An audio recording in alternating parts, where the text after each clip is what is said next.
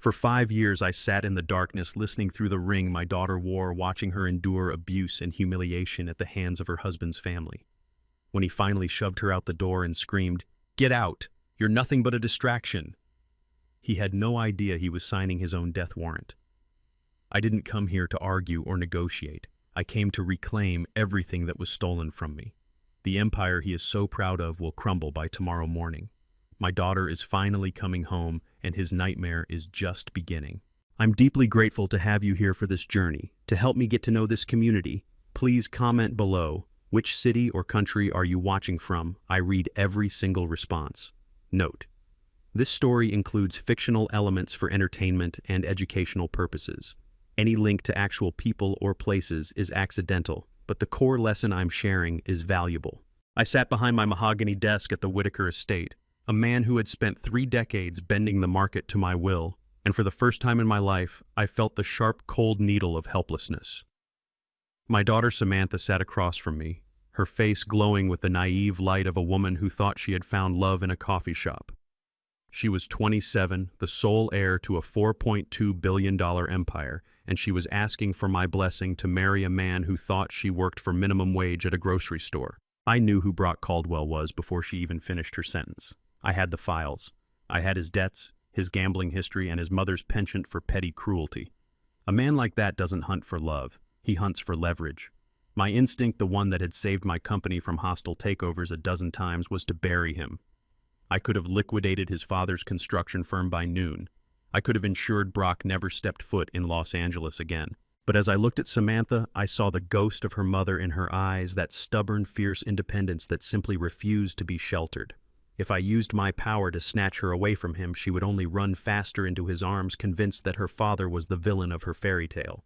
"His name is Brock Caldwell," she told me, her voice ringing with the kind of certainty that only comes from being 27 and in love. "He doesn't know who I am, Dad. He thinks I'm just a girl stocking produce." I didn't move. I didn't scold. I just watched her, calculating the cost of my silence. "And you intend to keep it that way?" "I need to know if it's real," she said. The irony was suffocating. She wanted to know if a man who smelled like opportunity and desperation was capable of true affection.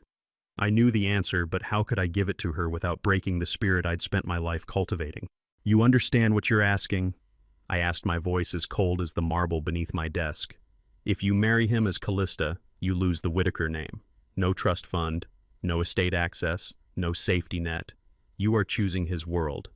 And if he isn't who you think he is, there will be no Whitaker resources to step in."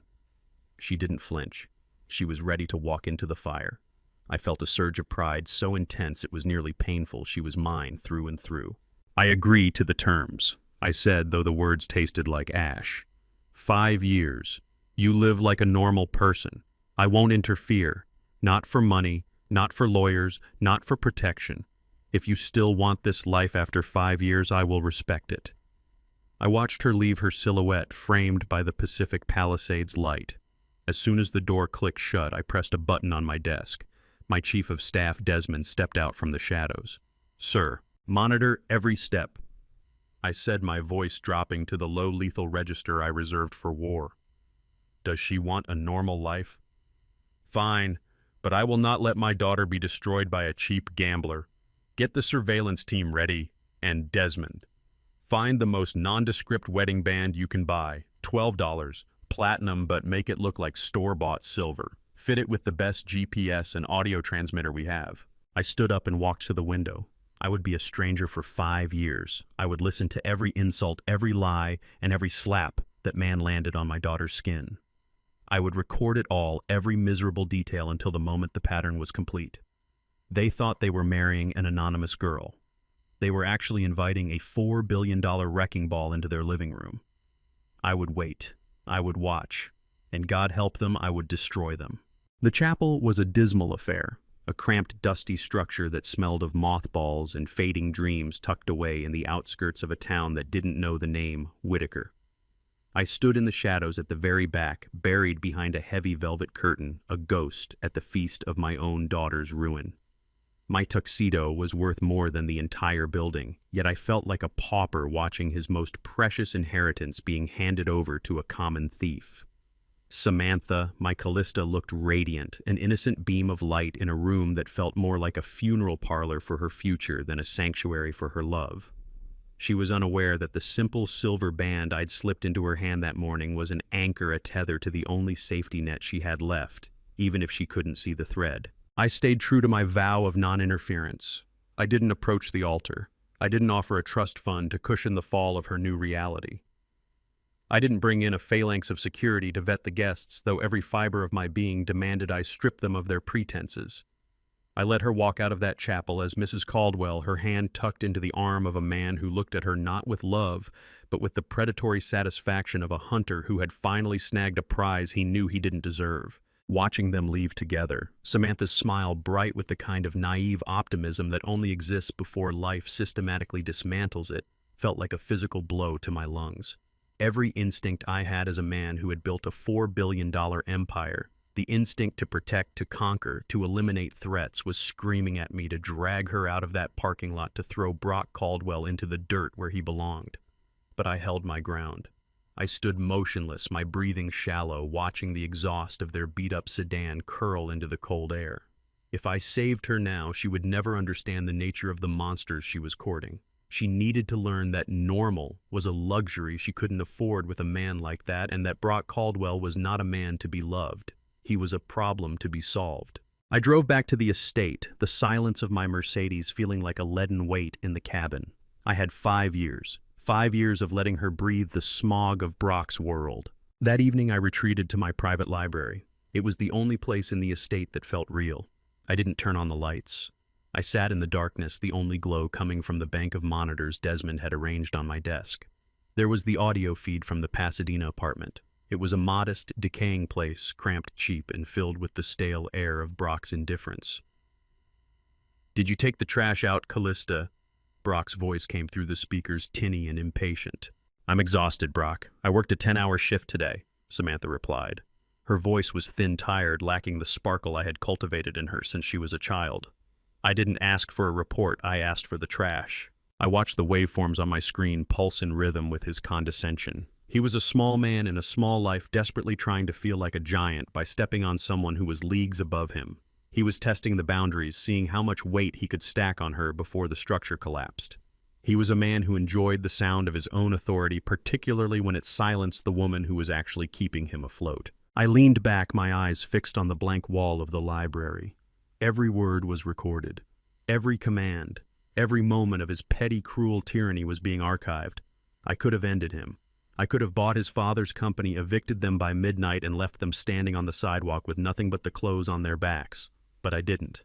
Instead, I poured myself a scotch, a liquid gold that tasted like victory long deferred, and simply watched. This was the hardest part of the game. It wasn't the brilliance of the strategy.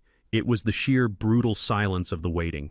I was a man who had bought companies, reshaped markets, and dictated the flow of capital. But tonight I was just a father sitting in the dark, listening to a stranger dismantle his daughter's spirit. The rage was there, a furnace in my chest, but I suppressed it. I turned it into fuel. I cataloged every instance of his arrogance. I built a mental dossier, a paper trail of his incompetence and his cruelty. They thought they were the masters of the house. They were actually drafting their own prison sentences, one insult at a time. Every time he made her cry, he was just increasing the interest on the debt he'd never be able to repay. I hit record. Every second of their marriage from this point forward was being saved. It was a digital archive of a failing union, a meticulous record of every minor cruelty and every major manipulation. Samantha thought she was starting a new chapter. I knew she was being written into a tragedy, but I would be the one to rewrite the ending. As I sat in the dark, I vowed that by the time the final page was turned, the Caldwell name wouldn't just be ruined, it would be deleted from every ledger, every record, and every memory that mattered. The man thought he was lucky to have found a girl like her. He had no idea he had just walked into a trap that would swallow him whole. 3 months had bled into 4, and the audio feed from the Pasadena apartment had become my daily penance. I sat in my private office at the Whitaker estate, the floor-to-ceiling windows overlooking the Pacific Palisades, offering a view of an empire I had conquered, while the speakers on my desk broadcasted the sound of my daughter's life being systematically dismantled. It was a Sunday evening, the kind of evening that should have been reserved for rest, but for Samantha it was an interrogation. The Caldwell family had gathered for what they called Sunday dinner. through the high-fidelity microphone hidden in her ring. I could hear the clatter of silverware, cheap, thin metal scraping against stoneware plates, and the unmistakable heavy silence that always preceded Vernon Caldwell's pronouncements. Vernon was the architect of this misery, a man who possessed the ego of a titan, but the soul of a petty tyrant. He sat at the head of the table, his voice carrying the clipped rhythmic authority of someone who had built a $50 million company through predatory deals and a lifetime of cutting corners. "Callista, dear," Marlene's voice drifted through, dripping with that saccharine artificial sweetness that masked a venomous heart. "I think it is high time we clarified the expectations for your role in this household. You have been with us for 3 months now, and I'm afraid the standards have been lacking." I felt my jaw lock, my hands resting on the mahogany desk curled into fists until the knuckles burned white. I was a man who decided the fates of corporations with a single signature, a man whose word could shift global markets, and yet I was paralyzed by the sound of my daughter's soft, practiced submission. "I understand, Marlene," Samantha said. Her voice was too quiet, too careful. It lacked the fire I had nurtured in her since she could walk. It was the sound of a spirit being sanded down to fit a smaller, sharper box. "Let me be direct," Marlene continued, her tone shifting to the cold, brisk efficiency of a project manager delegating tasks to a subordinate. "You are to handle all daily cleaning, every room, every surface, every corner. Meal preparation is yours, of course, and the kitchen must be kept in pristine condition. No outside employment, it would be a distraction from your family obligations, and no private social engagements without our prior approval. We don't tolerate disruptions to our lifestyle." I leaned forward, the shadows of the office deepening around me. Every word Marlene uttered was a brick in the wall of my daughter's imprisonment. I knew what she was doing. She wasn't just assigning chores. She was performing a totalizing act of subjugation. She was stripping away Samantha's agency, one household obligation at a time, making her feel small, making her feel unworthy of anything outside these 4 walls. Then came Vernon's voice, a low rumble that sounded like grinding stones. "This house operates on a hierarchy, Callista. Brock's mother and I have built a legacy here. We expect that legacy to be respected. Do not test our patience with half measures." I waited for her to speak. I waited for her to stand up, to throw the napkin in his face, to reach into her purse and pull out the Whitaker business card I had slipped into her wallet just in case. But she didn't. "Of course," she murmured. "I understand everything." The silence that followed was suffocating. Brock, my daughter's husband, said nothing, not a word.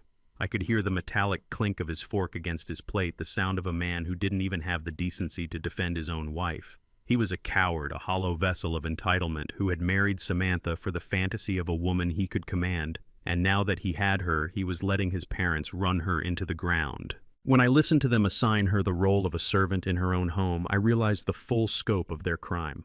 Theirs wasn't just a sin of cruelty, it was a sin of calculation. They knew exactly what they were doing. They were systematically erasing the woman I had raised, replacing her with a ghost that would eventually be easier to discard. I took a sip of the bourbon I had poured 20 minutes ago, but I couldn't taste the oak or the smoke. All I could taste was the bitter iron of rage. 3 names, I whispered to the empty room. 3 roles, 3 levels of culpability. Vernon was the architect, the mastermind who designed the architecture of her domestic imprisonment. Marlene was the enforcer, the woman who dressed oppression in the robes of tradition and family duty. And Brock was the coward, the man who married my daughter and then stood back silent and complicit while his parents turned her into unpaid labor. I tapped the recording console on my desk, ensuring every second of their arrogance was logged. They thought they were establishing house rules. They thought they were teaching a young bride her place. They were actually building the foundation for an indictment that would eventually see them all behind bars. They had no idea they were sitting at a table with a man who could erase their entire reality with a single phone call. But if I moved now, Samantha would be rescued, not victorious. She had to see it. She had to live through the indignity of the mop and the stove and the washing machine. She had to learn that the most dangerous men are not the ones who shout, but the ones who smile while they take everything from you. I looked at the photograph of Samantha on my desk. The real Samantha, the one who rode horses across the estate and debated fiscal policy with me at age 10. That woman was still in there, buried under layers of fear and manufactured inadequacy.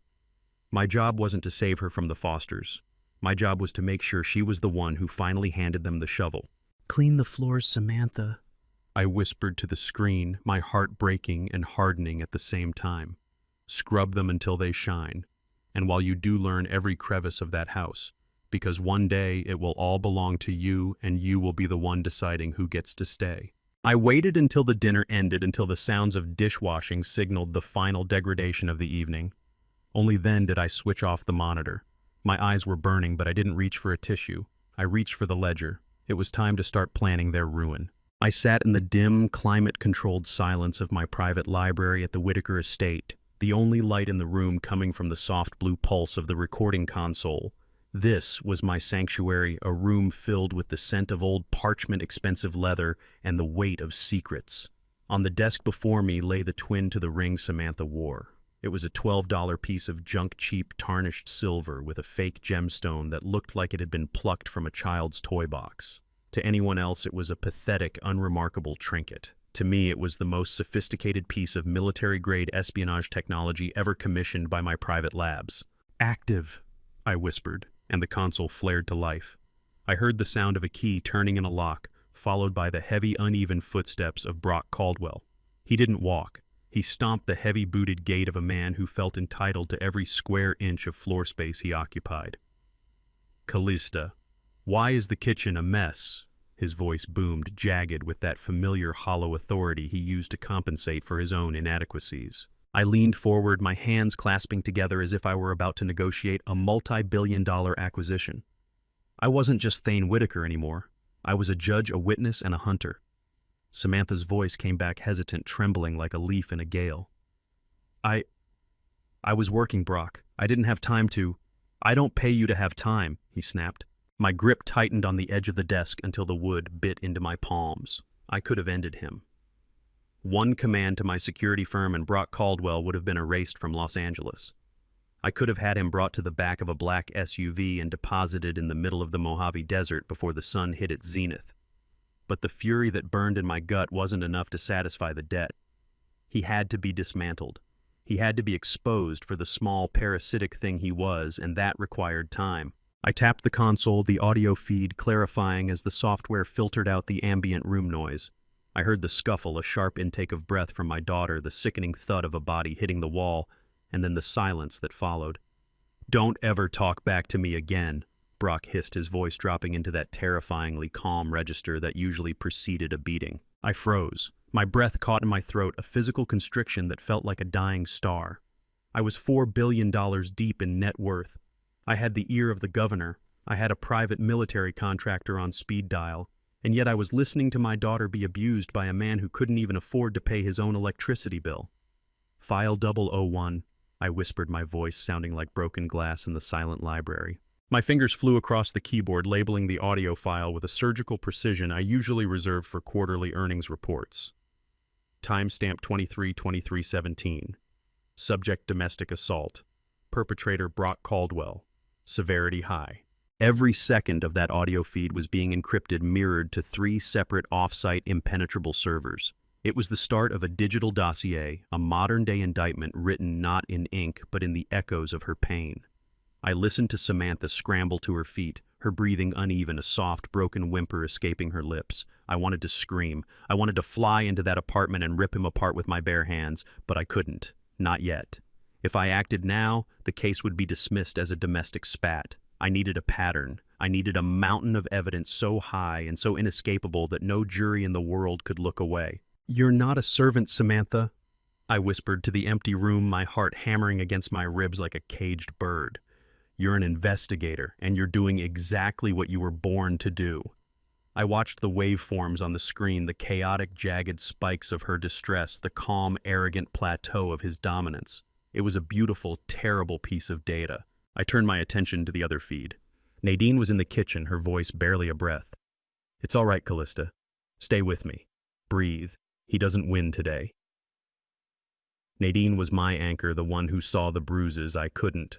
I heard the soft rustle of an ice pack being applied, the whispered reassurances. She was the one holding the line, the only thing keeping Samantha's spirit from snapping. I owed Nadine more than money could ever pay. I owed her the life of my daughter. "Keep her focused, Nadine," I muttered into my own private mic, knowing she had an earpiece for emergency coordination. "Let him think he has total control. The more he believes he's the king of this house, the harder he'll fall." I sat back, the darkness of the library pressing against me. I was 58 years old, and I had spent 30 years of my life fighting in boardrooms. But this was the only fight that had ever truly mattered. I wasn't fighting for market share. I was fighting for the soul of the only thing I loved in this world. I opened the folder labeled Project Retribution. It was empty except for the single audio file of the first slap. It was a lonely file, a tiny seed of hatred. But over the next few years, I would fill this folder with every scream, every broken promise, every financial lie, every single moment of their pathetic, greedy existence. By the time I was finished, they would be pleading for the mercy they never once offered my daughter. I closed my eyes and listened to the silence of the Pasadena apartment, the calm after the storm. I knew Brock was probably drinking a beer, convinced he was a man among men, convinced he had a wife who would never dare leave. He was so wrong it was almost funny. He was a man playing with a live grenade, and he hadn't realized that the pin had already been pulled 5 years ago. "Sleep tight, Brock," I said to the darkness. "The archive is open." I watched the waveform on my primary monitor, a steady, agonizing pulse that represented my daughter's life. For months I had lived in this dim library, a tomb built of mahogany and surveillance cataloging the slow-motion destruction of a Whitaker heiress. The ring on Samantha's finger had been sending me more than audio. It was transmitting biometric data, and the latest analysis from my Zurich lab had sent a cold shockwave through my chest. "Sir, the analysis is conclusive," Desmond had said, his voice stripped of all emotion, the only register he used when delivering news that would break a lesser man. "The wedding band the Caldwells provided contains heavy metal derivatives, mercury and lead-based compounds designed to absorb through the skin. Cognitive fog, chronic fatigue, systematic neurological deterioration. It is a slow-burn chemical assassination." I hadn't spoken. I had simply stared at my own reflection, ghosting over the monitor, a man who had conquered 3 decades of markets and hostile boardrooms, currently failing the only test that had ever truly mattered. They weren't just bruising her. They were hollowing her out. That evening, through to the ring, I heard the metallic scraping of it being forced back onto her finger after she'd tried to leave it on the vanity. Marlene's voice cut through like a blade. "It's a family tradition, Callista. You wear the ring. Don't take it off again, or we'll have to discuss your compliance." I sat in the darkness, gripping the armrest until my knuckles turned white. I could have ended it in an hour. One call. One team. Marlene was dragged from that apartment before midnight. But if I moved now, they would walk away as victims of billionaire interference, sympathetic unbroken, and free to find another target. "Desmond," I said into the intercom, "I need a heavy metal chelation compound delivered invisibly through the building's water filtration system. If they want to play the long game of poison, we play the game of invisible medicine." "Undetectable, sir. It will be done." I returned to the feed. Samantha sat on the edge of the bed, her head in her hands, her voice barely above a whisper. "I don't know why I'm so tired, Nadine. I feel like I'm disappearing." "You aren't disappearing," Nadine replied, steady and fierce. "You are gathering strength. The winter is long, but the spring is coming."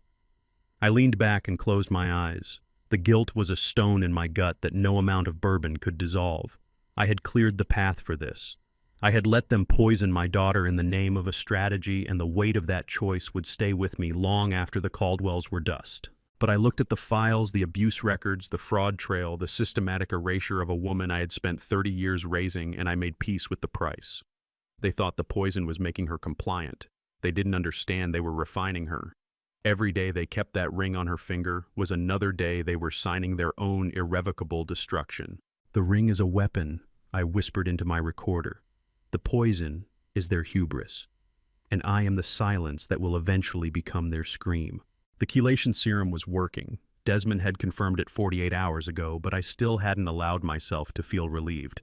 Relief was a luxury reserved for men who had finished their wars. Mine was still very much in progress. Tonight, the Pasadena apartment was suffocatingly quiet. Through the ring's feed, I could hear the distant drone of a television in the next room, Brock predictably planted on the couch, while my daughter sat on the edge of the guest bed holding a paperback she hadn't turned a single page of. I knew she wasn't reading. I could tell by the rhythm of her breathing, shallow, unchanged, the breathing of a woman who was simply surviving the hour rather than living it. Then came Marlene's voice, slicing through the feed without a knock, without courtesy, without the basic human decency of announcing herself. "The linens for the spare bedroom need changing before Friday. I trust that won't be an inconvenience." 3 seconds of silence. In my experience across 30 years of boardroom negotiations, 3 seconds was the precise interval between swallowing your pride and speaking through the swallow. "Of course, Marlene," Samantha replied. "Smooth, careful, practiced. I'll take care of it." The heels clicked away. The lock caught. The silence returned. I sat back, and for the first time in months, I allowed myself to calculate the true cost of my patience. Not in dollars, that ledger had long since lost its emotional weight. I calculated it in time. Samantha was 30 years old.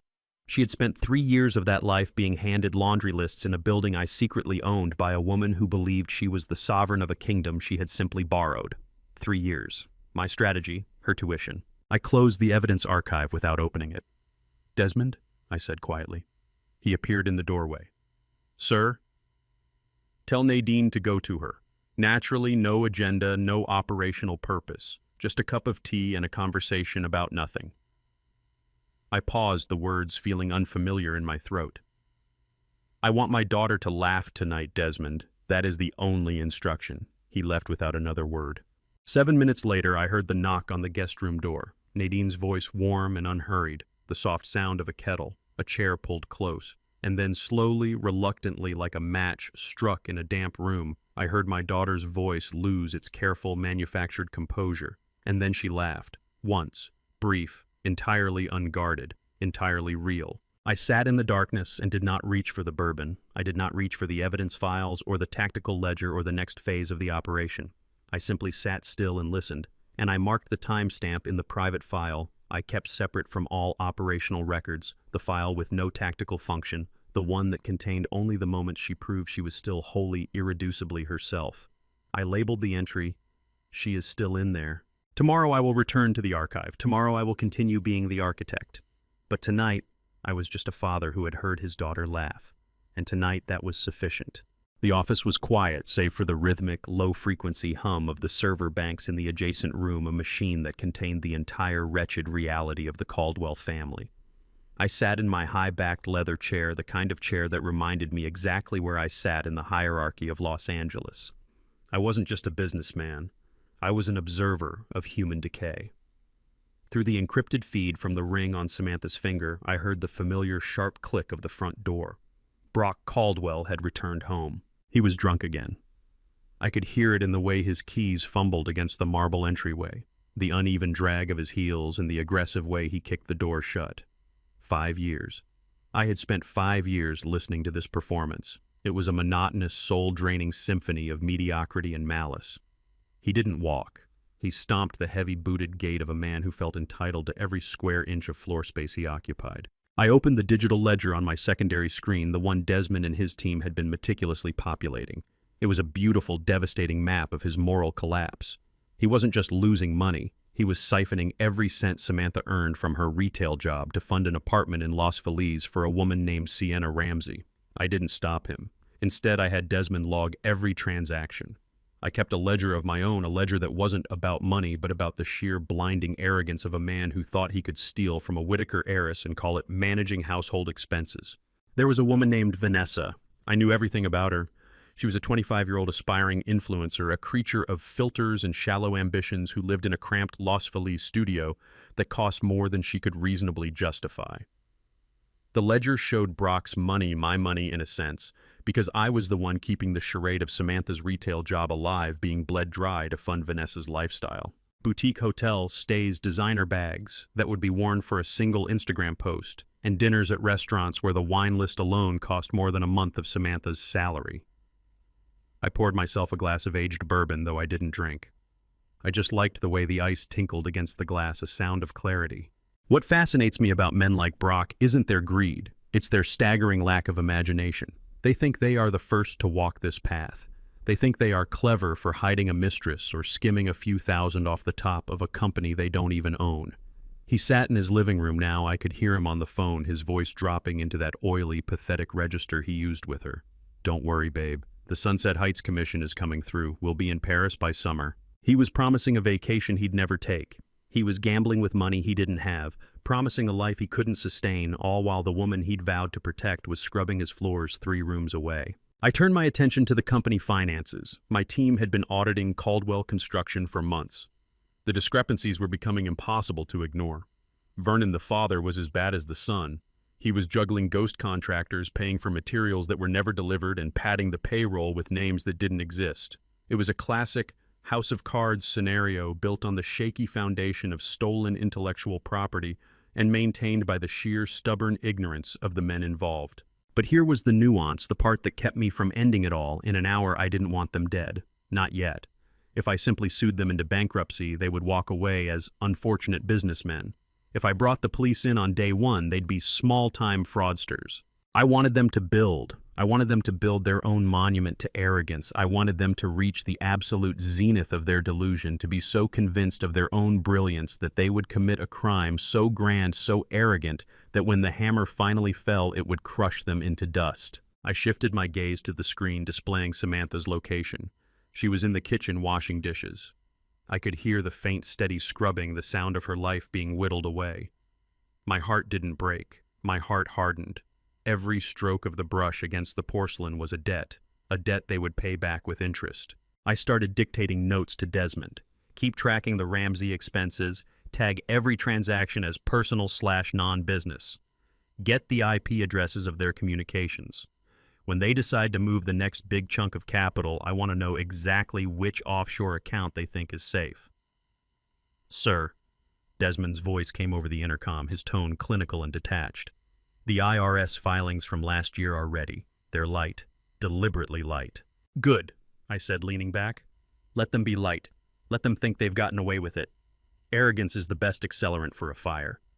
I looked at the ring on my desk, the one that had replaced the surveillance band Samantha wore a duplicate. I played back the recording of Brock's phone call. He was laughing. A hollow, jagged sound. He was so certain. He was so confident that he had married a woman who didn't exist. He thought he was playing a game of chess against a pawn, entirely oblivious to the fact that he was the one in checkmate, and I was simply moving the pieces into place. I closed the ledger. It was late. The city of Los Angeles was spread out beneath me like a circuit board of human failure. I had everything I needed. I had the records, the surveillance, the witnesses, and the patience of a man who knew that justice isn't a bolt of lightning. It's a landslide. It starts with one loose stone, and by the time you realize you're falling, it's far too late to climb back up. My daughter was currently scrubbing a kitchen floor in a house that I secretly owned. She was in pain. She was tired. She was lonely. But she was being forged, and when the fire finally hit this house, she wouldn't be the one burning. I looked down at my hands, steady, unwavering, ready to tighten the noose. Every transaction Brock made was a stitch in the shroud he was believing for himself. I had the patience of a mountain. I had the resolve of a man who had nothing left to lose but everything to reclaim. The game was far from over. In fact, the most interesting part was only just beginning. I sat in my office, the leather of my chair cold against my back, listening to the audio feed through the earpiece. It was a Tuesday afternoon, and the Caldwell household was vibrating with the frequency of a brewing storm. Through the lens of Nadine, my anchor in that house, I had orchestrated a series of small, calculated tremors, and today was the day I expected the first crack to widen into a fissure. Marlene Caldwell was a woman who lived for the appearance of control. She curated her home, her husband's reputation, and her son's life with the meticulousness of a museum curator. But curators have one fatal weakness: they cannot stand a smudge on the glass. I had spent the last week ensuring that the glass was not just smudged, it was shattered. Nadine, I murmured into my private secure line, my voice barely audible above the hum of the cooling fans. Initiate Phase 2. Nadine, who was currently dusting the mantel in the formal living room, didn't break her rhythm. Her voice came back through the transmitter as a soft, rhythmic hum, a signal she had received. She had spent weeks observing the delicate balance of power between Marlene and the mistress Vanessa. I had provided Nadine with the ammunition: a series of lost phone records, a misplaced set of keys, and a subtle suggestion about Vanessa's spending habits. The strategy was simple isolation. Vanessa was a creature of convenience. She was with Brock because she believed he was a man of emerging wealth and status. She hadn't signed up for the scrutiny of a mother-in-law who functioned as a surveillance state. I needed them to turn on each other, to consume one another's energy until they were too exhausted to pay attention to Samantha.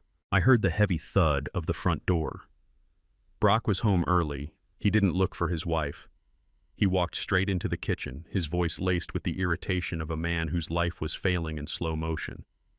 Vanessa, why is the account locked? I tried to pull the funds for the Vegas trip and the bank said the limit was hit. I don't know, Brock. Maybe stop spending money you don't have? Vanessa snapped back. I smiled. The sound of their fighting was music to my ears, a discordant screeching symphony that I had helped compose. But it wasn't enough. I needed them to point their weapons at Marlene. Nadine, I whispered, my eyes tracking the movement on my secondary monitor. Now. Nadine moved with the fluid grace of a ghost. She walked into the kitchen, tray in hand, her face a mask of subservient concern. Excuse me, Mr. Brock, Mrs. Caldwell. I didn't want to overstep, but I found these in the trash this morning. I thought perhaps they were misplaced. She placed a stack of papers on the island. They were forged masterfully so. My team had spent the entire night creating receipts that showed Vanessa had been secretly moving funds into her own private account, and even more importantly, receipts that suggested Marlene had been quietly siphoning money from her son to pay for her own secret club memberships. The silence that followed was absolute. It was the silence of a house of cards beginning to sway. What is this? Brock's voice was a low, dangerous rumble. He picked up the papers. Vanessa, you've been taking money from the operating account. What? No, I haven't touched that account. Vanessa's panic was palpable, sharp, and desperate. Look at the signature, Brock. That's not my handwriting. That's Marlene's. I held my breath, leaning closer to the monitor. The trap was set. Don't you dare talk to me like that, Marlene's voice echoed from the hallway, her footsteps sharp on the tile as she stormed into the kitchen. I have never stolen a cent from this family. If there's a thief in this house, it's that woman you brought in here, Brock. Look at how she dresses. Look at the jewelry she wears. My jewelry, Vanessa shrieked. You're the one who told me to take the money from the accounts for the renovation. You said it was a family investment. I never said that. The arguing escalated into a chaotic mess of accusations, blame, and raw, unfiltered hatred. They were tearing each other apart. They weren't fighting about Samantha. They were fighting for the scraps of a dying empire. They were so busy defending their own pathetic territory that they completely forgot about the girl in the guest room. I looked at the feed showing Samantha. She was sitting in the corner of the guest room, a book in her lap, her eyes focused on her studies. She wasn't participating in the war I had started. She was an island of stillness in a sea of madness. That was exactly what I wanted. She was the calm at the center of the hurricane, and the Caldwells were the wind, the rain, and the debris. I leaned back, swirling my bourbon, watching the chaos unfold. This was the beauty of corporate warfare applied to the domestic sphere. You didn't need to defeat your enemy in a direct confrontation. You just needed to ensure they were incapable of seeing the real threat. By the time they realized that Samantha was the one they should have been watching, the FBI would be at their door. Desmond, I said into the intercom, my voice cold detached. The fissure is opening. Prepare the next set of documents. I want to see if we can get them to turn on Vernon by morning. The documents are ready, sir, Desmond replied, his efficiency a soothing comfort. Should I leak them to the local press? No, I said, a dark smile playing on my lips. Not yet. Let them eat each other alive in private first. There's nothing more delicious than a betrayal that goes completely unpunished until the very last second.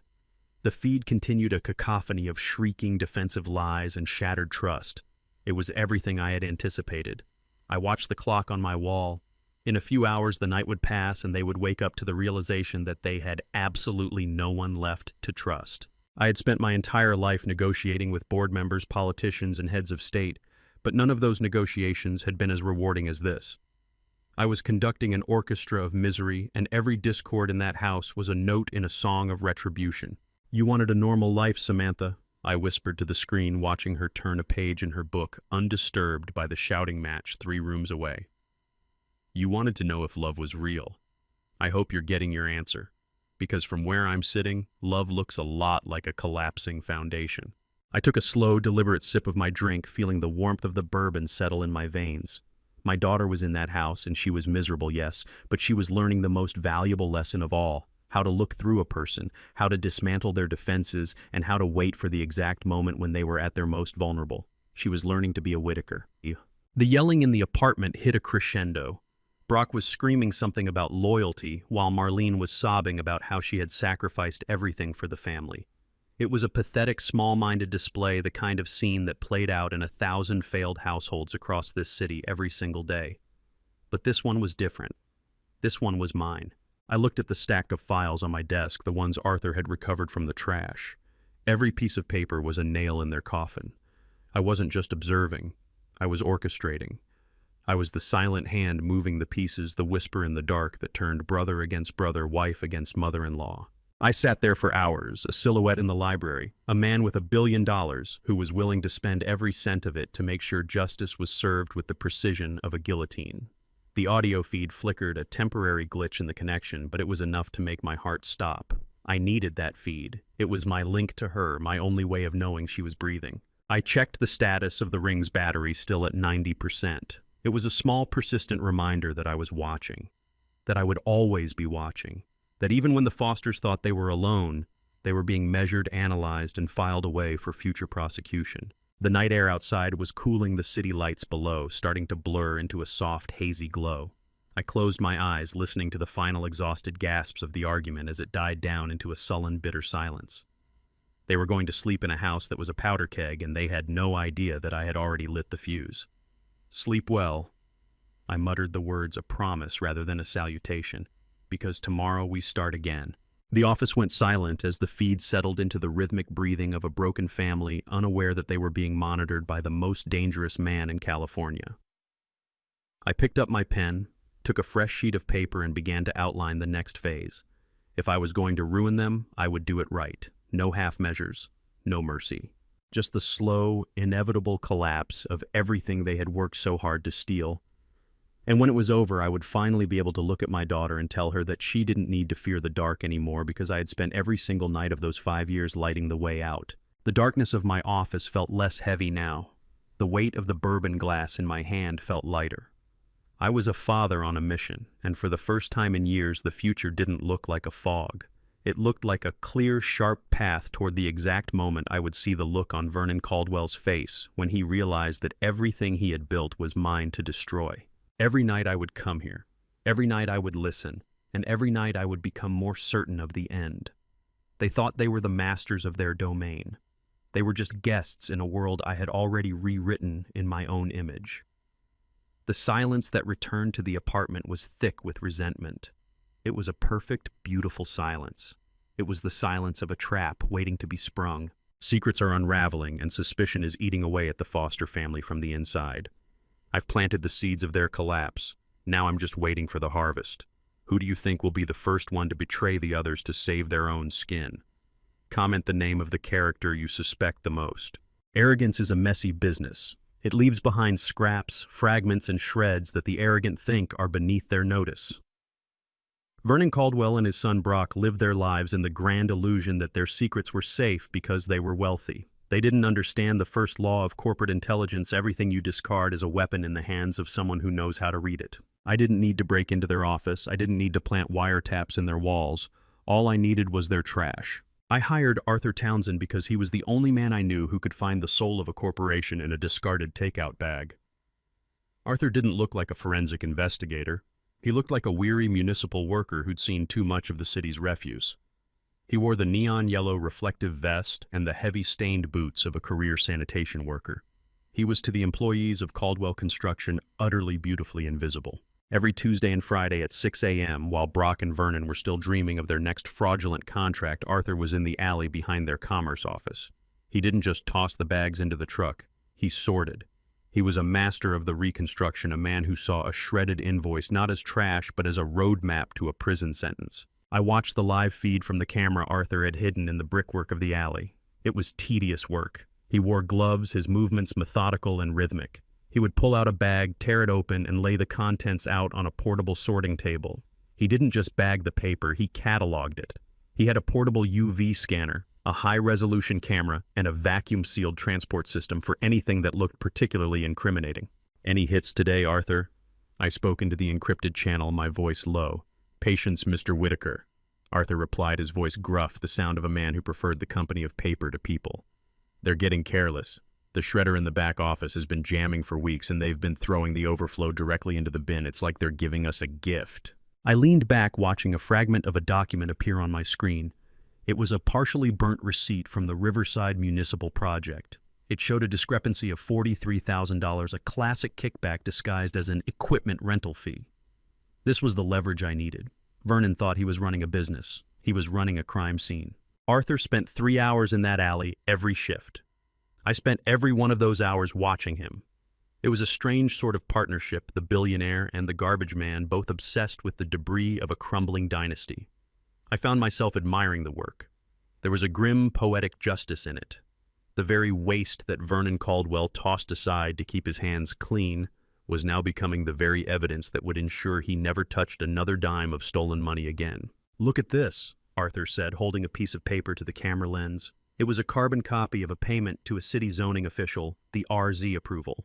It wasn't just a receipt, it was a signed admission of bribery. My pulse, usually as steady as a metronome, jumped.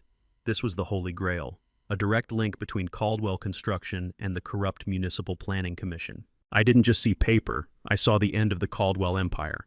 Every scrap Arthur pulled from that bin was a thread in the noose. "Take it all, Arthur," I ordered, my voice hardening. "I want the shredded fragments, the burnt receipts, the junk mail with their private notes scribbled on the back. If it's in that bin, it's mine. I want them to have nothing left to hide." "It's going into the lockbox, sir," Arthur confirmed. I disconnected the feed and stared at the empty screen. For 30 years, Vernon had treated the law as a suggestion and ethics as a weakness. He had built his reputation by being the smartest man in the room, the one who always had the right documents to show a tax auditor. He was confident he was smug, and he was absolutely catastrophically wrong. He had forgotten that every action leaves a trace, and in the modern world the most dangerous thing you can do is assume that trash is just trash. I had spent my life studying the art of the deal, the nuances of equity, and the mechanics of power. I knew that control wasn't about what you showed the world. It was about what you were capable of concealing, and the Caldwells. They had spent a lifetime concealing, only to realize too late that they hadn't concealed anything at all. They had just been waiting for me to come along and start digging. The sun began to bleed over the horizon, bathing my office in that pale, early morning light. I had 3 months' worth of evidence sitting in my secure vault now, a collection of ruined dreams and fraudulent signatures. It was enough to bury them. But I wasn't burying them yet. I was still waiting for the right moment. I wanted them to grow their empire a little larger, to take that Sunset Heights project, to get themselves so deeply embroiled in the lie that there was no turning back. I watched the screen as Arthur packed up his gear, his van disappearing into the morning traffic of Los Angeles. He was gone, leaving no trace behind, just a cleaner alleyway, and the knowledge that the Caldwells were now a little bit closer to their inevitable ruin. They thought they were starting their day preparing for another round of high-stakes deception. They didn't know that their morning routine had already been harvested, scanned, and filed under evidence felony. The game was becoming far too easy. That was the only thing that bothered me. I wanted a challenge, but all I had were 2 men who were as predictable as the rise and fall of the tide. They were greedy, they were cruel, and they were profoundly, tragically stupid, and they were going to pay for every single bit of it. I stood up and walked to the window, watching the city wake up. Somewhere down there in a cramped, miserable apartment, my daughter was waking up to a life of service that I had orchestrated for her. And somewhere else in this city, Brock Caldwell was pouring his coffee, oblivious to the fact that his father's trash had just become his judge, jury, and executioner. "Enjoy the morning, gentlemen," I whispered, turning back to my desk. "The evening is going to be much, much longer." The rain didn't just fall that night. It hammered against the glass of my library, a relentless, punishing deluge that felt like the heavens were trying to wash the filth off the face of Los Angeles. I stood at the window, the blue light of the monitors casting long, distorted shadows across my face. I wasn't just Thane Whitaker, the chairman of the Whitaker Group. I was a father watching his daughter's life being torn apart by a man who wasn't fit to tie her shoelaces. It was the 5th anniversary of their marriage, a date that should have been a celebration. Instead, it was the night the mask finally slipped. Through the earpiece, I heard the engine of Brock's car pull into the driveway, the metallic groan of an old vehicle struggling against the mud. I felt every revolution of that engine. I heard the door slam, a sound that vibrated through my own chest. I knew the tone of his voice before he even spoke. It was the sharp, jagged pitch of a man who had hit a wall and decided to take his frustration out on the nearest soft target. "You're late," he shouted, his voice echoing through the kitchen feed. "I was shopping, Brock, you knew that." Samantha's voice was tired, stretched thin by the weight of the months of isolation I had forced her to endure. I despised myself for it, but I knew, God help me, I knew that this was the only way. Shopping with whose money? The sound that followed was unmistakable. It wasn't just a slap. It was an impact, a sharp, sickening collision of hand against bone that made the microphone peak in the red. I didn't flinch. I had seen this on the monitors 26 times before, but this one was different. It felt like a threshold being crossed. "Get out!" Brock bellowed. I was already moving before he finished the sentence. I had the car ready. I had Desmond and the security team staged 3 blocks away, waiting in the shadows of the rain-slicked streets. I didn't just hear the violence. I timed it. I heard the struggle, the scrape of her boots against the hardwood, the heavy, aggressive shove toward the front door. I said, "Get out, you're nothing but a distraction." The door slammed. The sound of the deadbolt locking was the most beautiful music I had ever heard. It was the closing of one chapter and the violent, necessary opening of the next. I stood in the center of my library, my breathing ragged. For 5 years I had been the silent observer, the patient predator, the man who let his daughter bleed so that he could harvest the truth. But the moment that door locked, the mercy I had been pretending to hold on to evaporated. Mercy was for those who deserved it. These people were vermin, and I was finished with the pest control phase. I was ready for the extermination. "Desmond," I said, my voice low, dangerous, and perfectly calm. "She is at the gate. Bring her home." I watched the screen as Samantha walked down the driveway, the rain soaking through her clothes, her head bowed against the storm. She didn't look like a billionaire's daughter. She looked like a survivor. I didn't reach for the intercom to speak to her. I didn't want to talk. I wanted to act. I picked up my phone and dialed the number I had kept sequestered for years. This wasn't a call to a friend. It was an activation code for a scorched earth policy. "It's time," I said to the person on the other end. "All of it. The construction fraud, the patent theft, the assault records, the insurance scheme. Submit everything to the FBI. Copy the district attorney's office and the local press. I want them to wake up tomorrow morning to a world that has already decided they are criminals." I looked at the monitor again. My daughter had reached the gate. Desmond was already there holding an umbrella, his posture reflecting the reverence he held for the woman she had become. He opened the car door. She stepped inside and the feed cut off. The silence that followed in the apartment was deafening. I could hear Brock on the other side of the audio feed pacing, muttering to himself, still convinced he had won. He was sitting in a house that belonged to me, surrounded by evidence that would send him to prison for a decade, and he was still laughing. It was a pathetic, empty sound. He didn't know that the storm outside was nothing compared to the one I was bringing to his front door. I walked over to my desk and pulled out a bottle of whiskey that hadn't seen the light of day since the funeral of my wife. I poured 2 glasses. I set one on the desk empty and held the other. "To Thomas Aldridge," I whispered to the empty room, "and to the death of the Caldwell name." I drank the burn of the alcohol, matching the fire in my veins. The 5-year experiment was over. The observation period had ended. The data was collected, analyzed, and finalized. Now it was time for the application of force. I had spent years watching them play their little games, and I had learned every rule, every move, and every weakness. The rain continued to hammer against the house, washing away the mud, washing away the pretense. Tomorrow the sun would rise, but it wouldn't shine on the Caldwells anymore. It would shine on a Whitaker who was finally undeniably free. And I would be the one standing in the shadows watching the light return to my daughter's eyes, while the people who tried to break her realized that they hadn't just angered a man, they had angered a god. The silence of my library had always been a sanctuary, but tonight it felt like a tactical war room. My earpiece was still buzzing with the residual sound of the rain-drenched streets of Pasadena, but my focus had shifted entirely to the audio feed currently looping in my ears. Vernon and Brock were in the office, their voices low, confident, and utterly devoid of humanity. They weren't discussing construction bids or zoning permits. They were discussing the disposal of my daughter. 3 weeks. The stairs late night, you call 911 distraught. Vernon's voice was the sound of dry leaves on pavement, crisp, heartless, and efficient. Coroner rules accidental fall. Make sure you cry real tears, Brock. This has to look real. I sat in my high-backed chair, the darkness of the room pressing against me, but I felt a strange, cold clarity. For 4 years and 9 months I had been a ghost, a silent watcher, a patient predator. I had let them bruise her, mock her, and poison her, all in the name of a lesson I was teaching her about the world. But as they talked about the staircase, about the $10 million insurance policy they had increased without her knowledge, the lesson died. The experiment was over. They had crossed a line that not even a Whitaker could endure. They weren't just exploiting Samantha. They were discarding her.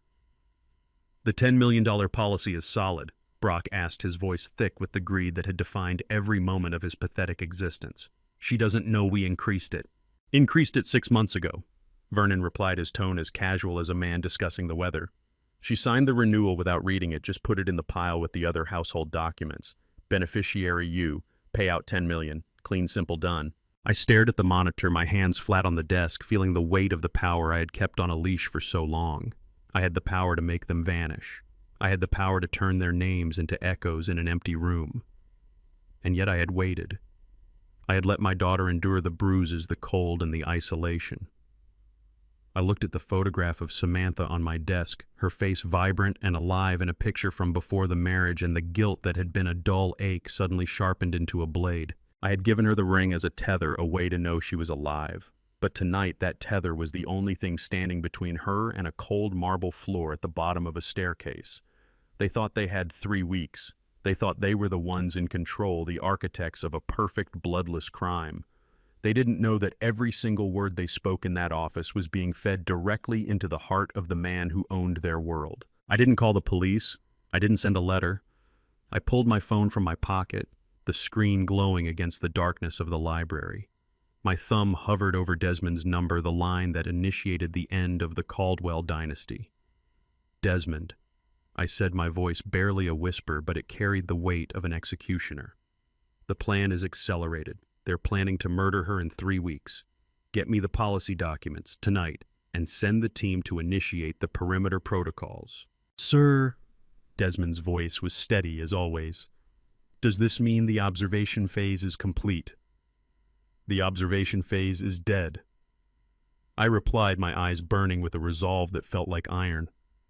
I don't want a court case in 3 years. I want them ruined. I want them exposed, and I want them broken. I need proof of their intent. Get me the policy, get me the beneficiary forms, and get me anything that links the staircase to their financial gain. I hung up, my heart hammering against my ribs. I had 4 years of recorded abuse, 18 months of fraud evidence, and now the written intent for murder. I had everything. But more than that, I had the cold, terrifying knowledge that I was the one who had allowed this to happen. I had held the cards, and I had chosen to let the game play out. I looked at the ring on my desk, the duplicate I kept as a reminder. It was just metal, just technology, but it had heard the sounds of their souls rotting. They didn't just want Samantha's money. They wanted to erase her because she was the one thing they couldn't control. They were small, terrified men who needed to destroy beauty because it reminded them of their own ugliness. 3 weeks. They thought they had 3 weeks to craft their masterpiece of a murder. I had 3 weeks to transform their lives into a nightmare from which there would be no waking up. I stood up, and for the first time in 5 years, I didn't feel like a ghost. I felt like a father. And a father is the most dangerous thing a man can ever be because he has nothing left to fear. The plan to murder my daughter was set. April 18th. A staircase accident. A $10 million insurance policy. Vernon and Brock were not just thieves, they were predators who had chosen the wrong prey. Samantha was already home safe inside the estate, the door locked behind her for the first time in 5 years. But I was not finished. Bringing her home was only the first move. The second move required my face. I needed Vernon Caldwell to look into the eyes of the man he had underestimated, the man whose house he had lived in, whose money he had spent, and whose daughter he had planned to bury at the bottom of a staircase. Desmond, I said, my voice steady and hard as steel, prepare the car. I'm going to the Pasadena apartment personally, not to retrieve anyone, to deliver a message. Sir, are you planning to reveal yourself? Desmond hesitated. The Fosters still do not know who you are. Yes, I said, rising from my chair, the power of my position coursing through my veins. It is time they saw the face of the man from whom they have taken everything. Tonight I will not become a billionaire. I come as a father, the man they assumed meant nothing to Samantha. I drove the black sedan into the heart of the torrential downpour that was hammering Los Angeles. When I arrived in front of the Caldwell residence, everything was silent, save for the drumming of rain on the rusted metal roofs. I stood there bathed in the yellow glare of the streetlights, looking at the miserable, decaying apartment where my daughter had endured 5 years of humiliation. I didn't bring security. I didn't hide behind my influence. I stood there like a ghost from the past, a silent witness finally ready to break his vow of non-interference. When Samantha stepped out of the apartment, forced out by Brock after a night of rage, she looked like a leaf torn from a branch in a hurricane. Her hair was plastered to her skull, her face pale with the exhaustion of 1,000 quiet tragedies. When she saw me, a man in a tailored suit standing in the freezing night, she stopped dead in her tracks. "Father," she whispered, her voice trembling. I stepped forward, not saying a word, and wrapped my heavy overcoat around her shoulders. The scent of rain and my daughter's skin mingled, igniting a protective instinct I had stifled for 5 long years. I saw the bruise on her cheek, the scar of her survival. A wave of lethal rage surged within me, but I crushed it. Now was not the time for chaos. Now was the time for precision. The apartment door swung open and Brock appeared, arrogant and lurching, still clutching a wooden club, ready to scream something about her leaving. He stood there eyeing me with that cheap, practiced contempt, never realizing that the man standing before him was the actual owner of the roof over his head and the owner of the very air he breathed.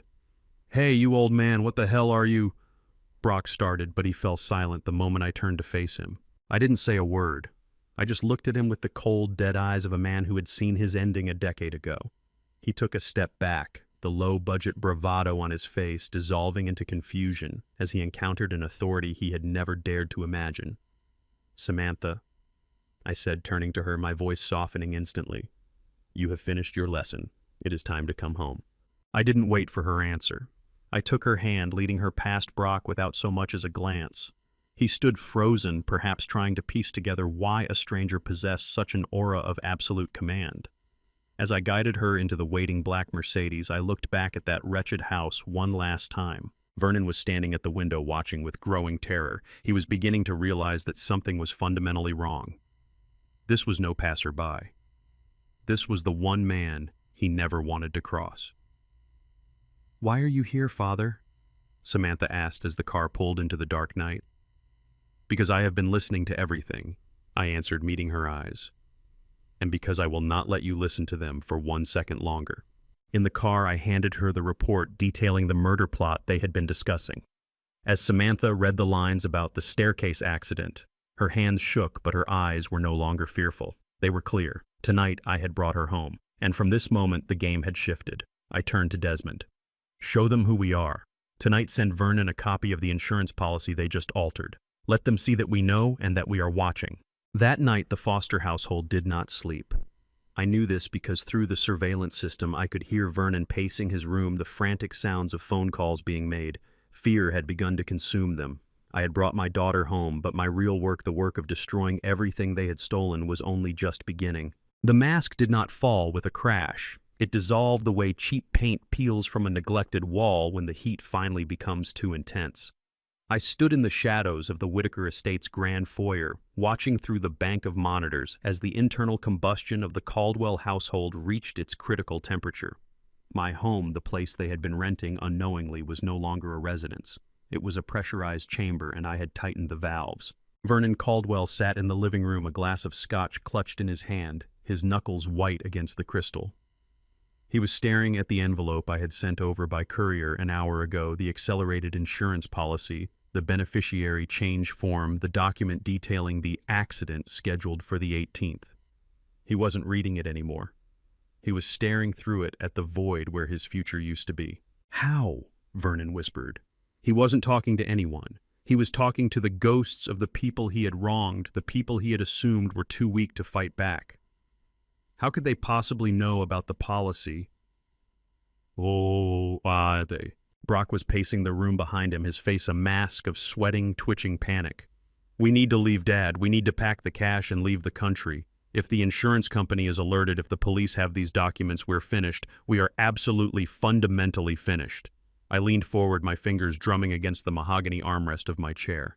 I felt no pity. I felt the electric thrill of a chess player who has just pushed his opponent into the final corner. "Desmond," I said into the intercom, my voice low and vibrating with cold authority.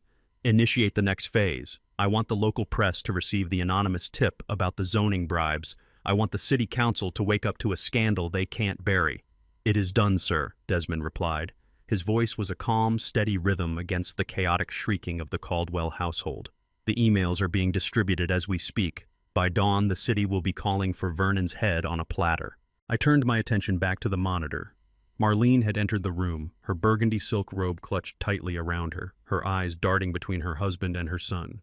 She was the one who had choreographed the social status, the one who had curated the lie, and now she was the one who looked the most fragile. "Vernon," she said, her voice a fragile, brittle thing. What are they talking about? What policy? We're ruined, Marlene! Brock screamed, finally snapping. He grabbed the vase from the coffee table and hurled it against the wall, the porcelain shattering into 1,000 white shards that scattered across the pristine rug. She's gone. She was the key.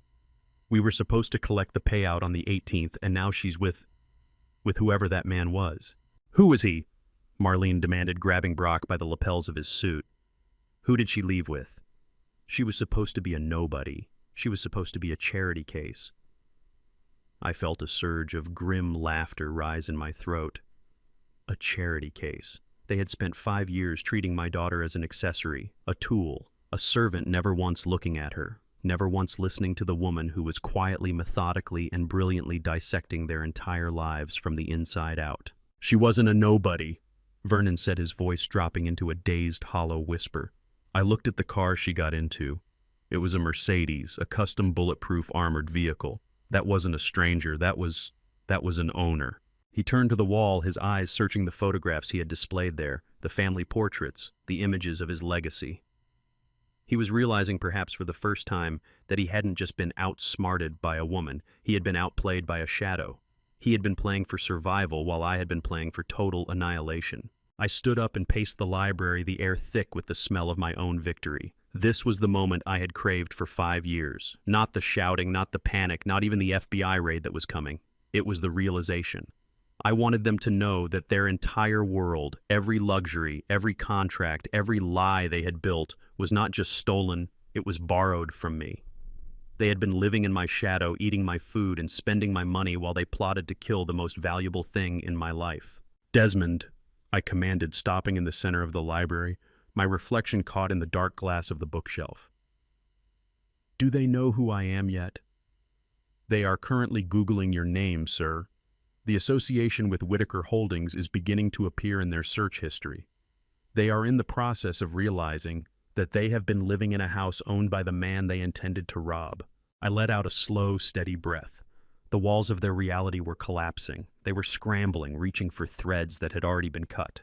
They were trying to call lawyers who were already preparing their cases against them. They were trying to flee to an airport that had already been alerted to their travel plans. Let them realize it. I said, my voice as cold as the deep space between stars. I want them to know that every time they slept, every time they ate, every time they plotted, they were doing so under my roof and at my expense. I want that knowledge to be the last thing they think about before the agents break down their door. I turned back to the monitors. Brock was on his knees now, his hands over his face, sobbing, a weak, sniveling sound that lacked any trace of the masculinity he had spent his life posturing about. Vernon sat frozen, a man who had finally understood that he had played a game he didn't even understand the rules of. Marlene was staring at the floor, the realization of her social ruin hitting her harder than the news of the impending prison sentences. They had been masquerading as the architects of their own destiny, while I had been the puppet master pulling the strings of their ambition until they were tied into a knot of their own making.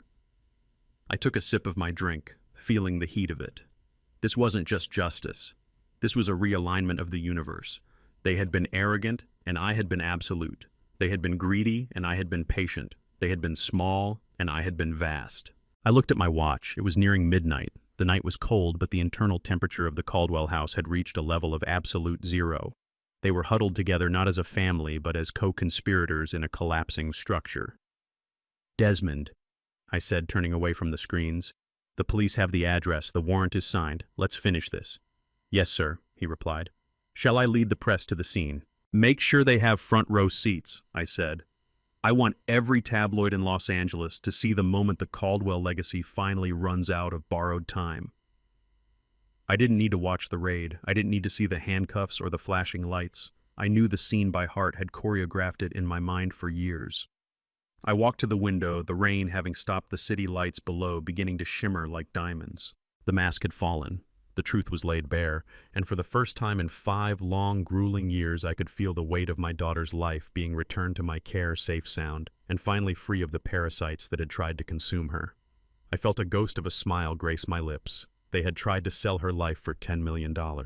They had failed to realize that she was priceless, and for that mistake they would lose everything they ever had. The night was quiet. The city was still.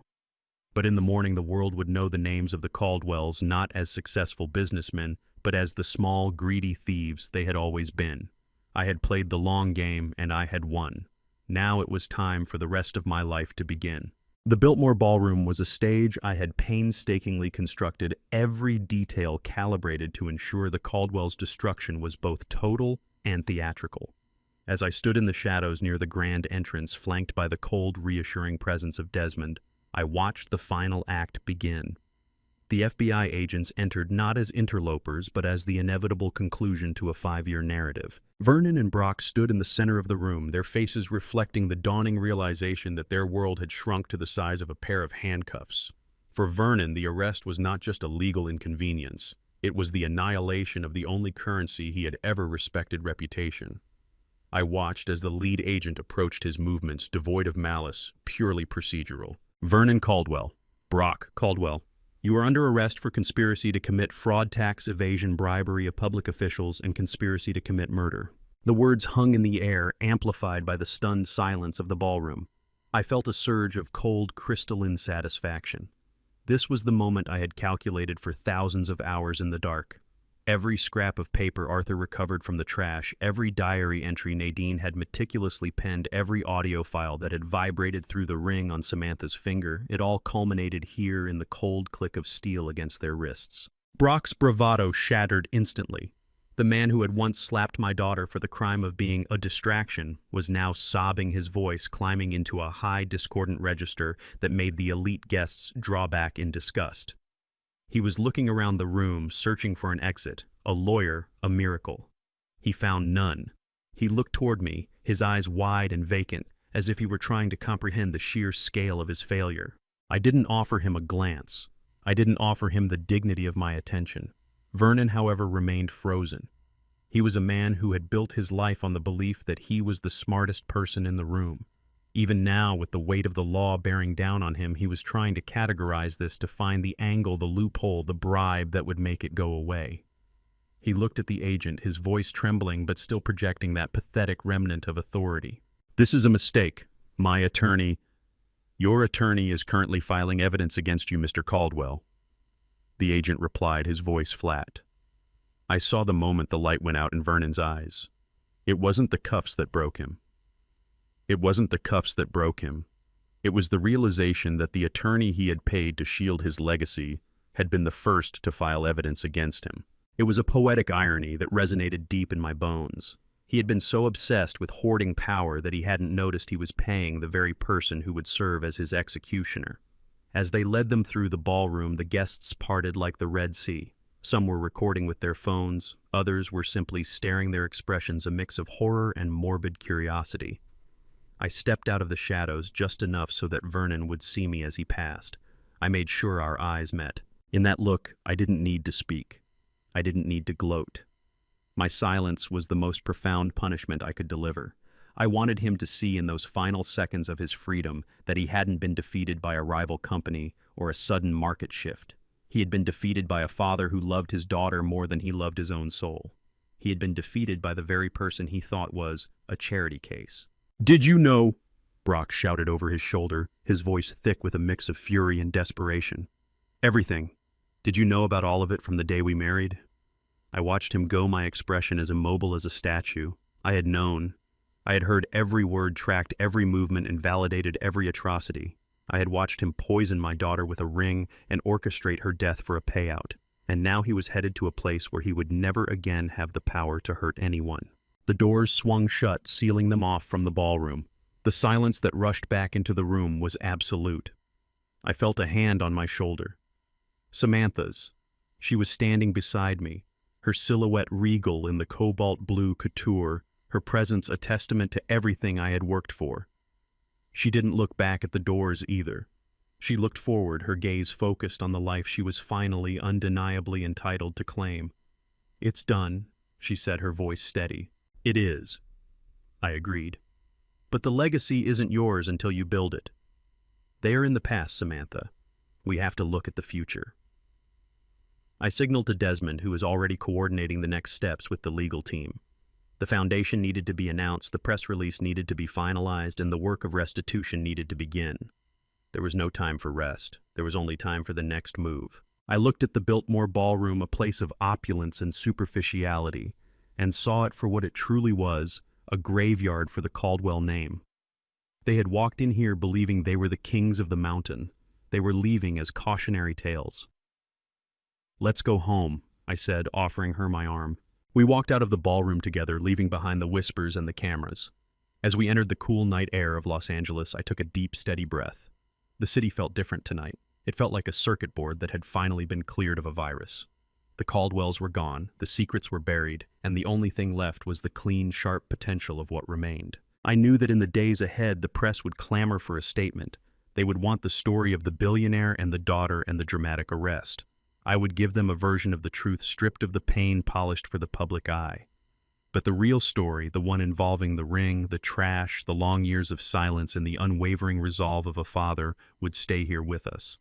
We had written our chapter, and it was a masterpiece of cold, calculated justice. As we stepped into the car, I glanced back at the Biltmore one last time. A part of my life, a part of my daughter's spirit, had been scorched in the fires of that relationship, but we had emerged from the ashes. I was Thane Whitaker, and I had reclaimed my life, my honor, and most importantly, my daughter. The city lights glimmered like stars in the distance. The battle was over, but the work, the real work of building a legacy that wasn't built on theft, was just beginning.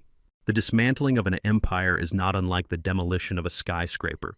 It requires precision, patience, and the understanding that gravity once triggered does the vast majority of the work for you. I sat in my office on the 45th floor, watching the news ticker scroll across my screen. Caldwell Construction declares bankruptcy. The headlines read, "Assets seized, CEO faces federal investigation." It was a sterile, impersonal end to a life of calculated malice. I sipped my coffee, the heat radiating through the ceramic while I reviewed the final asset liquidation report. Vernon Caldwell had spent 30 years building an image of prosperity, a facade of marble and steel that he believed was impenetrable. He didn't understand that he had built it on borrowed ground, and I was the one who held the deed. I didn't feel a sense of triumph. Triumph suggests a contest between equals. This had been an extermination of parasites. "Desmond," I said, my voice echoing slightly in the vast office, "begin the transfer of the Caldwell assets into the Samantha Whitaker Foundation. I want the deed to their Pasadena residence transferred by noon. If Marlene Caldwell is still in that house, notify the sheriff's office to begin eviction proceedings immediately." "She is still there, sir," Desmond replied, standing in the doorway with his tablet held like a weapon. "She has been barricaded in the master suite since the arrests. She's claiming the house is marital property exempt from the seizure." I let out a sharp, cold laugh. "Marital property? She's living in a building owned by Whitaker Holdings. She is a squatter in her own delusions. Evict her. I want the house cleared of all Caldwell presence by evening. I want the locks changed, the security codes wiped, and the property prepped for renovation. When I bought that house in 2019, I told myself I would one day reclaim it. That day is today." I looked out the window, watching the skyline of Los Angeles. Somewhere down there, Marlene was packing her designer bags, the bags she had bought with stolen money, wondering how the world she had curated had turned against her. She was a woman who had built her entire identity on being the matriarch of the Caldwells. And now that the name was synonymous with fraud, she was a woman without a country. I thought back to that Thanksgiving dinner, to her smile as she handed over that stolen jade bracelet to Sienna. She had loved the performance of power, loved the way people bowed to her because she had the Caldwell name attached to her own. Now the name was radioactive. I had ensured that anyone associated with Vernon or Brock would be blacklisted from every reputable firm in the city. The Caldwells were now digital ghosts. Their credit scores erased their reputations, incinerated their very existence in the social hierarchy of Los Angeles, obliterated. "What about Vanessa?" I asked, checking my ledger. "She has fled to her mother's home in Phoenix," Desmond noted. "She has no funds. Brock's accounts were drained the night of the signing. She is essentially destitute." "Good." I said, not as an act of cruelty, but as a statement of fact. She traded her morals for proximity to what she thought was power. Now she has neither. I closed the folder. The Caldwells were not just bankrupt, they were irrelevant. I had stripped them of their money, their home, their legacy, and most importantly, their ability to ever inflict pain on another person again. But there was one final task. I stood up and pulled on my coat. I had to pay a visit to the one place that still felt like a wound, The Pasadena residence was quiet as I pulled the Mercedes up the driveway. The movers were already there, trucks loaded with the debris of a life stolen from me. Marlene was standing on the porch, her face pale and haggard. The burgundy silk robe she had worn that Thanksgiving dinner now crumpled and stained. She looked at my car, then at me as I stepped out, her eyes widening with a mixture of terror and realization. She finally saw me. She finally realized who I was, the man who had watched her listen to her and destroyed her from the shadows. You, she whispered the word escaping her lips like a prayer for mercy that I would never grant.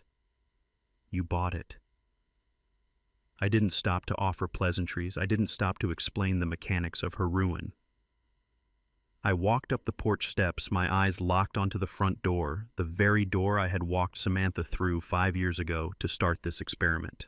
The locks have been changed, I said, my voice as hard as stone. You have 30 minutes to vacate the property, Marlene. If you aren't gone by then, I will have the police escort you from the premises. This is my home. I raised my son here. I built this life. You built nothing, I said, pausing just inches from her. I leaned in, my voice dropping to a low, lethal whisper. You lived in my house. You spent my money, and you helped plot the murder of my daughter. You are lucky I am not having you arrested alongside them. Leave now, or I will ensure you spend the rest of your life in a cell just like theirs. She looked at me, truly looked at me, and saw the abyss. She didn't argue. She didn't scream. She turned her shoulders sagging under the weight of the reality that had finally crushed her and walked back into the house to gather the last of her miserable belongings. I stood on the porch watching the rain start to fall again, the same rain that had washed away her power at the Biltmore. I had reclaimed my house. I had reclaimed my ground. I looked at the house one last time, the place where my daughter had scrubbed floors and endured humiliation. It was mine again, and by tomorrow it would be the new headquarters for the foundation that would ensure no woman ever had to live the life my daughter had lived. The circle was closed. The foundation was laid. And for the first time in 5 years, the air in this place felt clean. I stepped down from the porch, entered my car, and drove away without looking back at the house that had once been the center of my daughter's suffering. The demolition was complete. Now it was time to move on to the next chapter of a story that I had finally truly written. I returned to the office as evening began to fall, the city lights beginning to pulse like the heart of a machine I now controlled. My daughter was in her own suite at the estate, resting, finally safe, finally home. The Caldwells were in holding cells, their lawyers already scrambling to find a defense that didn't exist. My foundation was active, my reputation was ironclad, and the stolen patent was finally being restored to the Aldridge estate. I sat at my desk and opened the final drawer. Inside lay the ring, the $12 piece of junk that had held the entire narrative of their destruction within its cheap metal band. I didn't need it anymore. I reached out and traced the surface of the ring one last time, a symbol of the war I had waged, the war I had won. I picked up the pen and signed the order for the Foundation's inaugural scholarship dedicated to the memory of Thomas Aldridge. It was the final piece of the puzzle, the last act of a man who had waited for 30 years to balance the scales of justice. Desmond, I called out, my voice resonant and strong.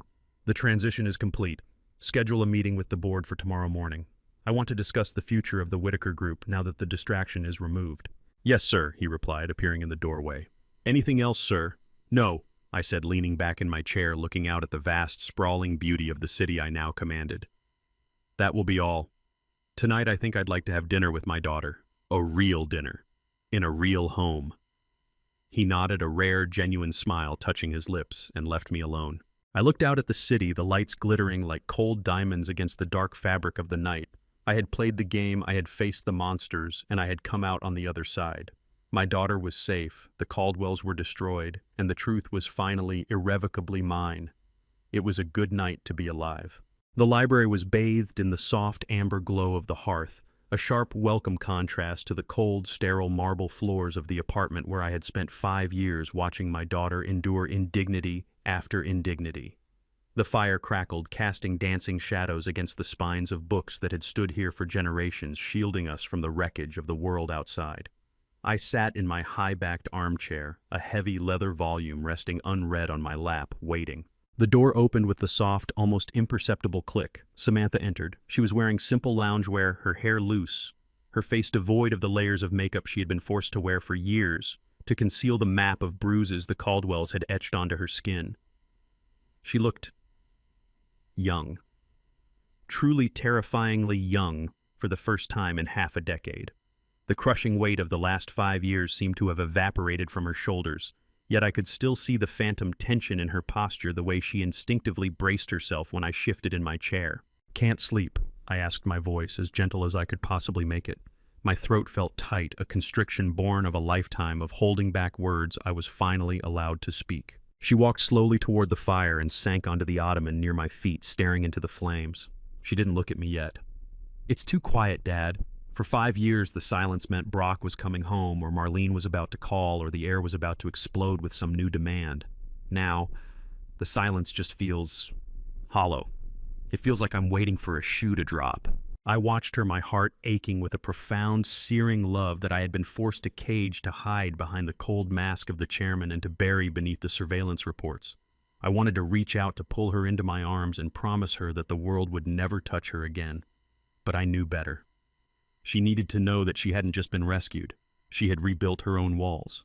She needed to own her survival. "Silence isn't empty, Samantha," I said, leaning forward, resting my elbows on my knees. "Silence is the only space where you can find the parts of yourself you were forced to hide. You didn't lose 5 years. You gained a strength that most people never find in a lifetime, even if they live to be 100. The world thinks you were a victim. I know you were a soldier." She finally looked at me, and for a fleeting moment I saw the girl who had once ridden horses across this estate with the wind in her hair, the girl who believed that the world was hers to explore. "Do you ever regret it? Letting me go, letting me suffer while you watched from your monitors? You could have stopped it at any moment. You could have walked in, laid down your checkbook, and ended it on day one." The question hung in the air, heavier than any indictment I had ever filed against the Caldwells. It was the question that had haunted my nights, the one I had rehearsed 1,000 times in the dark. I knew the prepared corporate answers, the ones about character building and long-term strategy. But now, with her eyes searching mine for the truth, those words felt like shallow, pathetic excuses. "I regret every second I wasn't there to hold your hand," I admitted, my voice dropping, stripped of all my chairman's authority. "I regret that I chose justice over your immediate comfort. But I also know with the cold, agonizing certainty that keeps me awake at night that if I had saved you, you would have spent the rest of your life wondering if you were strong enough to save yourself. I didn't let you suffer to punish you, Samantha. I let you suffer so that when you finally stood up, you would know with absolute, unshakable conviction that no one in this world could ever break you again. I gave you the ability to survive anything. I just pray I didn't take too much of your light in the process." She didn't cry. The tears were for victims, and she had transcended that. She just leaned her head against my knee, a gesture of trust that felt like the most profound victory I had ever achieved. "I am strong," she whispered, and it wasn't a question. It was a statement of fact. "You are a Whitaker," I replied, my hand trembling slightly as I smoothed her hair, careful not to press too hard against the fading phantom of her trauma. "And Whitaker women do not break. We endure, we adapt, and we win. But winning means nothing if you don't keep the pieces of yourself that make you human." I sat there for hours, the fire burning low, listening to the steady rhythmic sound of her breathing. It was a peaceful sound, the sound of a daughter who was finally undeniably safe. I didn't need the surveillance ring anymore. I didn't need the records, the spreadsheets, or the black budget tactical teams. I only needed this. I thought about the years ahead. There would be therapy. There would be time. There would be the long, slow, exhausting process of reclaiming the joy that had been systematically stolen from her. But tonight there was only the fire, the quiet and the ironclad knowledge that the people who had tried to extinguish her light were currently sitting in the dark of a prison cell, wondering exactly where they had gone wrong. "Dad," she asked, her voice heavy with sleep. "Yes, sweetheart. Thank you for listening. Even when I thought I was alone, I knew you were there." I didn't answer. I didn't have to. I just held her hand, feeling the pulse in her wrist, steady, strong, and undeniably alive. The storm had passed. The empire of lies had crumbled. And for the first time in 30 years, I felt that perhaps, just perhaps, the scales of justice had finally tipped in the right direction. The night stretched out before us, vast and unmapped. Tomorrow I would continue to lead the Whitaker group, and Samantha would begin the work of her foundation. We were not the same people we had been 5 years ago. We were scarred, hardened, and irrevocably changed, but in the silence of the library under the protective roof of our own home, I knew one thing for certain: we were finally home. And that, in the end, was the only revenge that truly mattered. I had spent my life building a name that was feared and respected, but tonight, all I wanted was to be the man who held his daughter's hand in the dark. I had reclaimed my life, I had reclaimed my honor, and most importantly, I had reclaimed my daughter. The Caldwells were a bad memory, a brief, violent interlude in a history that would belong to us once more. I looked into the fire, watching the last of the embers pulse with a dying heat. I thought of Thomas Aldridge, the man whose stolen genius had started this entire chain of events. I had restored his name, I had vindicated his struggle, and I had protected his legacy. I had done what I promised, and now I was finally, utterly at peace. The weight of the world was off my shoulders, and the only thing that mattered was the steady warmth of the hearth and the woman sleeping at my feet. The future was no longer something I needed to manipulate or control. It was something I could finally watch happen alongside the person I loved most in the world. And that, I realized, was the greatest triumph of all. As the clock struck 3, I finally allowed myself to lean back and close my eyes. The war was over, and I had won everything that was worth keeping. The morning light that filtered through the floor-to-ceiling windows of my office did not carry the stale, artificial clarity of the artificial lights I had lived under for 5 years. It was real. It was the golden, piercing light of a Pacific dawn, and for the first time since Samantha married into that nest of vipers, it didn't feel like a countdown to an execution. It felt like the beginning of an era. I stood before the window, my reflection ghosting against the skyline of Los Angeles, a city I had navigated like a chessboard for decades. Behind me, the office was pristine, the surveillance monitors long since deactivated and replaced by the legitimate flourishing data of the Whitaker Group's global operations. The transformation was complete. The Caldwells were not just gone.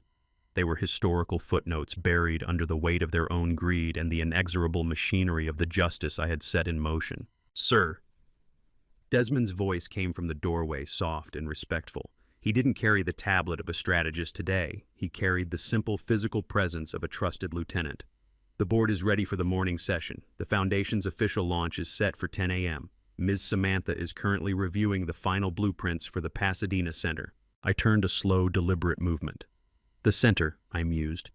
"It is fitting, isn't it, that the very soil where Vernon sought to bury my daughter's future is now the ground upon which she will build sanctuary for others?"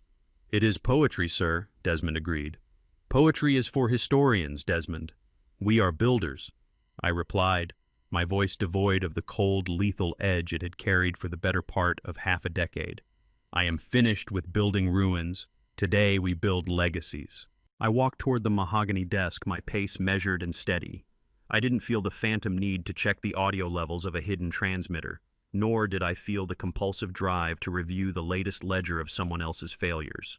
My mind was clear, unburdened by the parasitic thoughts of the Caldwells. I was Thane Whitaker, and the world was mine to shape, not just to survive. My daughter walked in just as I was gathering my notes. She wore a tailored suit the color of a soft morning sky, and her posture was a lesson in quiet, unbreakable resilience. She looked like a CEO, like a philanthropist, but more importantly, she looked like herself. She didn't have the haunted, darting eyes of a woman who was constantly waiting for a blow. She was calm. She was whole. "I'm ready, Dad," she said, her voice steady. "The Pasadena staff is prepared. We have 500 applicants for the initial legal aid intake. The need is... It's overwhelming, but we are ready." I looked at her, and for a moment the weight of the last 5 years hit me not as a burden, but as a foundation. I had watched her get beaten, starved of affection, and poisoned, all while I sat in my library like a god observing a lab experiment. I had played the role of the silent witness because I had convinced myself that justice required sacrifice. I had been wrong. Justice didn't require her sacrifice. It required my courage to stand by her, to act when the time was right, and to trust that she was capable of becoming the woman I had always known she was. "You aren't just ready for this," I told her, stepping forward to tuck a strand of hair behind her ear, a gesture I had refrained from making for 5 agonizing years. "You are the manifestation of everything I have ever valued. You prove that silence isn't submission, and that even the most broken stone can be used to build a fortress." She smiled, a genuine, radiant expression that reached her eyes that were now clear, free of the shadow of the Caldwells. "I didn't do it alone. You were there, Dad. Even when I couldn't see you, I knew you were there." "I was listening," I said, a rare choked admission. "I was listening to every single heartbeat, hoping that I was doing the right thing." You were, she replied. And now we move forward. We walked out of the office together, the high-heeled click of her shoes, and the steady tread of my own echoing through the marble hallways of the headquarters. I felt the gaze of my staff as we passed, not the fearful, obsequious stares they usually offered, but looks of genuine respect. They knew what had happened. They knew the Caldwells had fallen, and they knew who had held the blade. But they didn't know the cost, and they never would. As we descended to the main floor, I thought about Vernon and Brock in their cells in that gray, featureless world, where the only schedule they had to follow was the one imposed by the state. They would have decades to think about how they had gambled with the daughter of a Whitaker, and how they had lost everything for the sake of a $10 million insurance policy they would never see. They had died in their own way long before the FBI arrived. Their arrest was simply the official declaration of an extinction that had started the day they first touched my daughter. I walked into the ballroom where the launch was being held. It was filled with stakeholders, journalists, and activists, a crowd that looked to me for direction and to Samantha for inspiration. I took my seat on the stage, watching my daughter take the podium. The light hit her and she didn't shrink. She commanded the space. She spoke of the foundation of the women who needed legal aid, of the urgency of building a society where domestic cruelty could not hide in the dark. She was eloquent, fierce, and utterly compelling. I leaned back, my mind drifting for a moment. I remembered the $12 ring, the cheap, scratched, worthless piece of metal that had been my only connection to her during the darkest time of my life. I had the real thing now, my daughter breathing, thriving, and changing the world. The ring was in a museum-grade case, a relic of a war that had been fought and won, a reminder that even the most expensive empires are built on things that are in the end quite fragile. The applause began as she finished, a thunderous rolling sound that filled the room. I stood clapping for her, my eyes wet with a pride that finally had no need to be hidden. After the event, as the guests lingered over champagne and conversation, I stood by the door watching her work the room.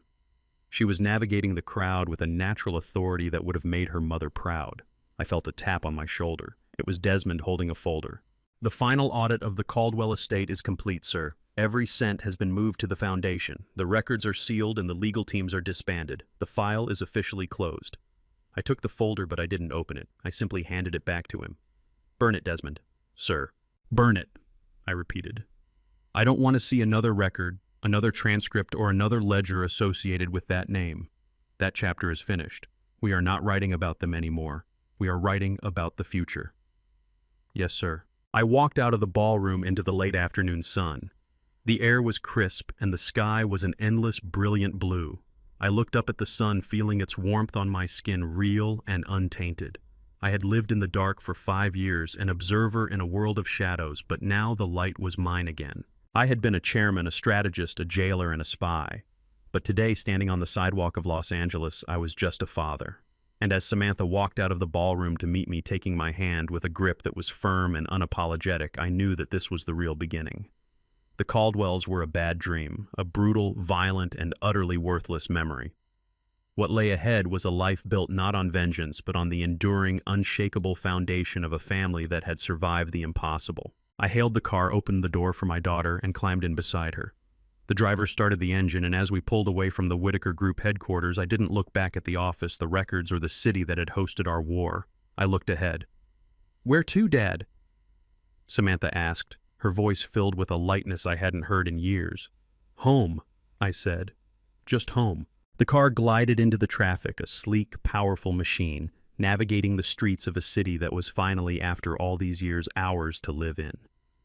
And as the horizon shifted and the sun set, I knew that whatever tomorrow held, we would face it together, not as survivors of a Caldwell nightmare, but as the architects of a dawn that no shadow could ever touch again. The transition from a man of vengeance to a man of legacy was not a sudden flick of a switch. It was a slow, deliberate recalibration of my soul. Now that the dust had settled and the Caldwells were rotting in the cold sterility of federal detention, the reality of my new life began to take hold.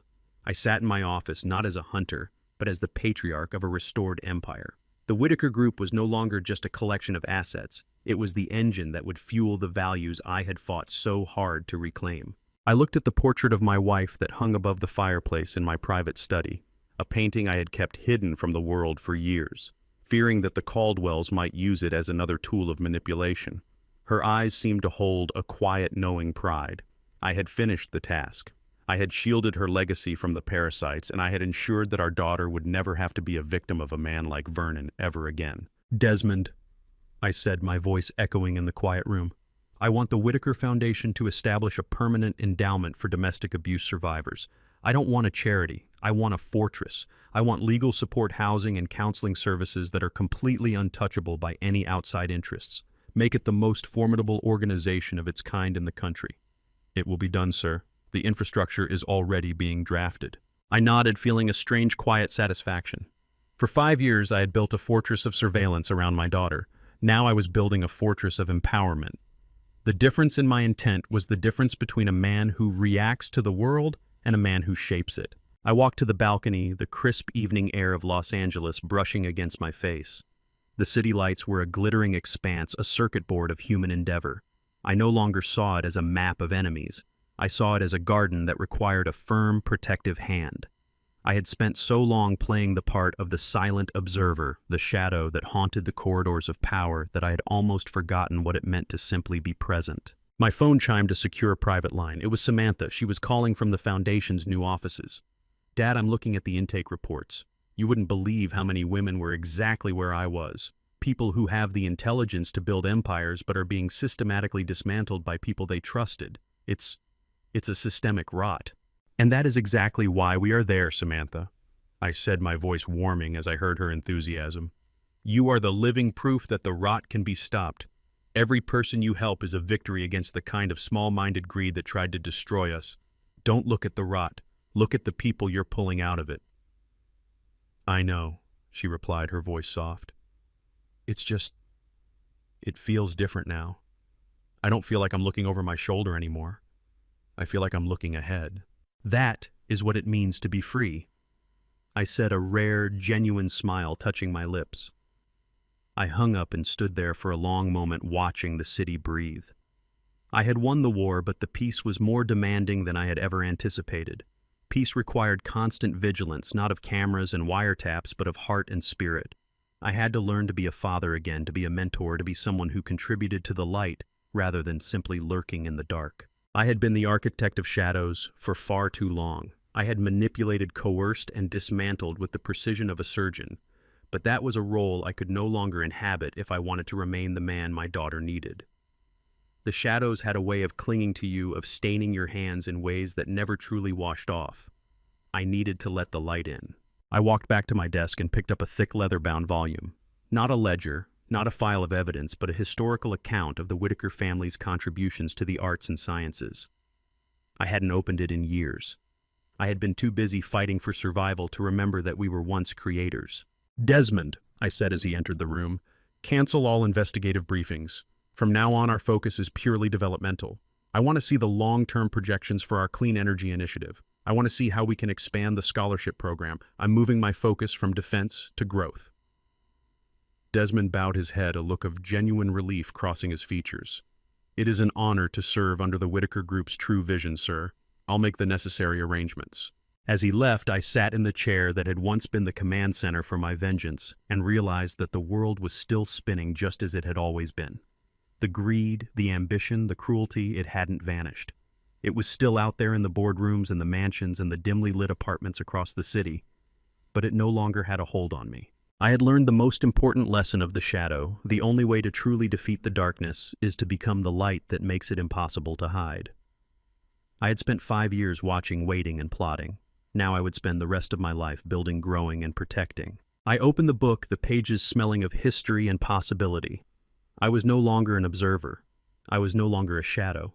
I was a man standing in the morning sun, finally ready to start the life I had almost lost to the greed of a family that didn't deserve the ground they walked on. The future was not something I had to control anymore. It was something I had the privilege to help create. And as I turned the first page, I knew that for the first time in my life, I was finally truly in control. The ink on the settlement agreements had dried weeks ago, but the psychological remnants of the war still occasionally surfaced in the quietude of my private study. It was a strange sensation to be the master of a multi-billion-dollar empire, yet find myself frequently glancing at the empty space on my desk where the surveillance ring once sat. The silence that had once been my greatest tool for gathering intelligence was now merely the atmosphere of a home finally restored to its rightful inhabitants. I spent my mornings reviewing the expansion of the Whitaker Foundation. Samantha had become a force of nature, a woman whose empathy was matched only by her resolve. She didn't just want to provide aid. She wanted to tear down the societal barriers that allowed predators like the Fosters to operate with such casual impunity. "Dad," she said, entering my office with a stack of blueprints for the new legal aid center. "The city council has approved the zoning for the Pasadena facility. They're calling it the Whitaker Center for Equity. It feels strange to have our name on it. For so long, I thought the name Whitaker was the reason they targeted me. I spent so much time hiding it, trying to be the person they wanted me to be." I looked at the blueprints, bold, clean lines that represented a future built on transparency and protection. I saw the architectural integrity of the design, a structure meant to be open, accessible, and impenetrable to the kind of predatory exploitation that had defined her marriage. "The name Whitaker was never the target, Samantha," I said, rising to stand beside her. "Your compassion was. They were terrified of you because they knew deep down that you were capable of everything they were not. They didn't target the Whitaker name, they targeted the humanity they could never possess." I looked at her, watching the way she traced the outline of the building on the page. She was the architect of her own recovery, just as I had been the architect of her tormentor's downfall. It was a heavy realization, one that weighed on me more than any corporate merger I had ever facilitated. I had played God with their lives, and while the outcome was just the methodology, remained a scar on my own conscience. "Desmond," I called out, my voice resonating in the spacious room, "have we finished the final audit of the Caldwell's personal accounts? I want every cent that was siphoned from the Aldridge Patent Restoration Fund documented." "Every transaction has been traced and reconciled, sir." Desmond reported, his efficiency unchanged by the transition from war to peace. "The money has been returned to the original estate heirs. The legal team is finalizing the last of the restitution claims today." "Excellent. Then let the record reflect that the account is closed." I turned back to the window, watching the afternoon sun stretch over the estate. The Whitaker Group had stabilized. The volatility of the Caldwell crisis was a fading memory, replaced by the steady, predictable growth of a legacy that actually served a purpose. I realized then that for the past 5 years, I had been living in a state of hypervigilance, my senses tuned to the frequency of betrayal. Learning how to be a civilian again, a man who didn't view every phone call as a potential security breach, was a challenge in its own right. I walked to the safe in the wall, the one that had housed the evidence of their rot, and left it open. It was empty now, save for a few unimportant documents. I reached in and pulled out a small velvet-lined box containing the only thing I hadn't destroyed, the original, unadulterated birth certificate of my daughter, and a photo of her as a child. These were the items that grounded me, the artifacts of a life that existed before the shadows. I spent the next few hours simply organizing the past, placing items into archival storage, and ensuring that our family history was preserved, not the history of the war, but the history of the family. I thought about Vernon and Brock sitting in their cells. I didn't hate them anymore. Hate required a level of emotional investment that they were no longer worth. They were merely the consequences of their own choices, isolated in a world they had built for themselves. The law was handling the rest, and I was satisfied to simply be a footnote in their decline. "Sir," Desmond said, pausing at the threshold, "the Attorney General's office has requested your presence for a debrief on the corruption case. It is purely formal, but your testimony is the final seal on the charges against the City Planning Commission." "I'll be there," I said, closing the safe. "It is the final duty I owe to this city. Once that is done, I want to be off the grid for a month. No meetings, no boardrooms, no news, just the estate." "Understood, sir. I will clear your calendar." As the evening deepened, I sat alone in the library, the fire casting a soft glow on the walls. The house felt lighter, the air cleaner. I had dismantled a dynasty of cruelty, protected my child, and built a foundation of justice, all from the comfort of this very room. I looked at the desk where the surveillance console had once sat, and felt nothing but the quiet hum of a house at peace. I had spent my life as the architect of shadows, but as I looked at the path ahead, I realized I had finally earned the right to just be the man behind the desk. I was a father, a leader, and a builder. The war was behind me, and for the first time in an eternity, the future was an unwritten page waiting for the ink of a life lived in the light. I stood up, adjusted my blazer, and prepared to leave. The city waited for me, but it would have to wait for someone else now. The man of business, not the man of shadows. I walked to the front door, the heavy wood swinging open to reveal the cool evening air. I took a deep breath, the taste of freedom more intoxicating than any victory I had ever claimed. The path back to the car was lit by the garden lamps, their soft light cutting through the dusk. I didn't look back at the library or the safe or the monitors. I looked toward the gate, toward the world that was waiting, and for the first time in years, I wasn't watching the perimeter. I was simply walking through the front door into the life I had saved. The final chapter of this 5-year vigil was not written in a courtroom or a boardroom. It was written in the quiet, mundane moments of a Sunday morning at the Whitaker estate. The chaos, the fear, the strategic maneuvering, all of it had receded into the past, leaving behind the steady, rhythmic pulse of a life reclaimed. I stood in the glass-enclosed atrium of the estate watching Samantha in the gardens. She was tending to the hydrangeas, her movements deliberate and serene. The terror that had once haunted her eyes had been replaced by a quiet, fierce determination. She was the architect of her own peace now, and I was merely an observer, a silent guardian watching over the sanctuary we had forged from the ashes of her suffering. My role as the architect of shadows had reached its natural expiration. I no longer needed to monitor the perimeter, no longer needed to decrypt their communications, no longer needed to manipulate their ruin. They were already gone, existing only as cautionary case studies in the files of the Justice Department and as bitter, rotting memories in the minds of the men who had once dared to threaten my blood. "Desmond," I murmured, feeling the weight of the last half-decade finally slipping from my shoulders. "Do you remember the first night I opened the feed, the night she married him?" "I do, sir," Desmond replied, his presence as constant and reliable as the ticking of a clock. "It was the night you decided that you would be the observer until the very last possible moment." I was a fool, I admitted, my voice carrying a note of self-reflection I hadn't allowed myself for years. I thought I could master their cruelty by studying it. I thought I could outthink their malice. But I was just another player in their game for too long. I should have ended it the moment I saw him raise his hand to her. "But if you had, sir, she would not have become the woman she is today." Desmond countered, his tone respectful yet firm. "She needed to walk through that fire to forge her own steel. You provided the forge, sir. You didn't make her burn." I looked out at her again. He was right, yet the guilt remained a permanent shadow in the corners of my mind.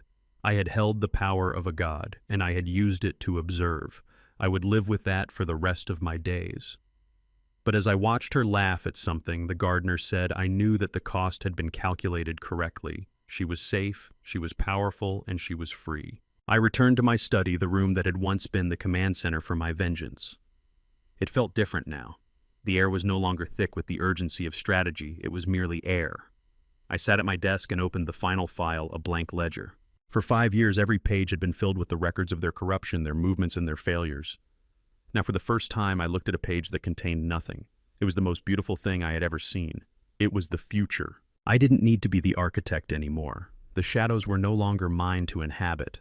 I was simply a father, a man who had walked through the dark so his daughter wouldn't have to carry the burden of it herself. I had been the silent guardian, the man behind the curtain, the hand in the dark. Now it was time to step out of the shadows entirely. I picked up the surveillance console, the last remnant of my clandestine life, and disconnected it from the main server. With one swift motion, I deactivated the encrypted feeds, wiped the hard drives, and pulled the power supply. The black screens flickered and died, leaving me in the soft, natural light of the afternoon. I wasn't blind anymore. I was simply done looking for threats. "Desmond," I called out one final time. "Yes, sir." "Destroy the archives, all of them. I don't want a single trace of the Caldwell operation to remain in this house. Let the past stay in the past." "Immediately, sir." I sat back in my chair, the silence of the room finally becoming a comfort rather than a diagnostic tool. I had reclaimed my life, my daughter, and my soul. I was Thane Whitaker, the man who had torn down an empire to save a single light. And as the sun began to set, casting long, peaceful rays across my desk, I realized that for the first time in years I was not planning for tomorrow. I was simply existing today. The war was over. The shadows were gone. And for the first time in an eternity, the man behind the desk was finally irrevocably at peace. The victory at the Biltmore and the subsequent collapse of the Caldwell Empire had provided me with the external peace I had craved for years. But as the adrenaline of battle faded, it left behind a quiet, nagging introspection that no amount of corporate success could silence.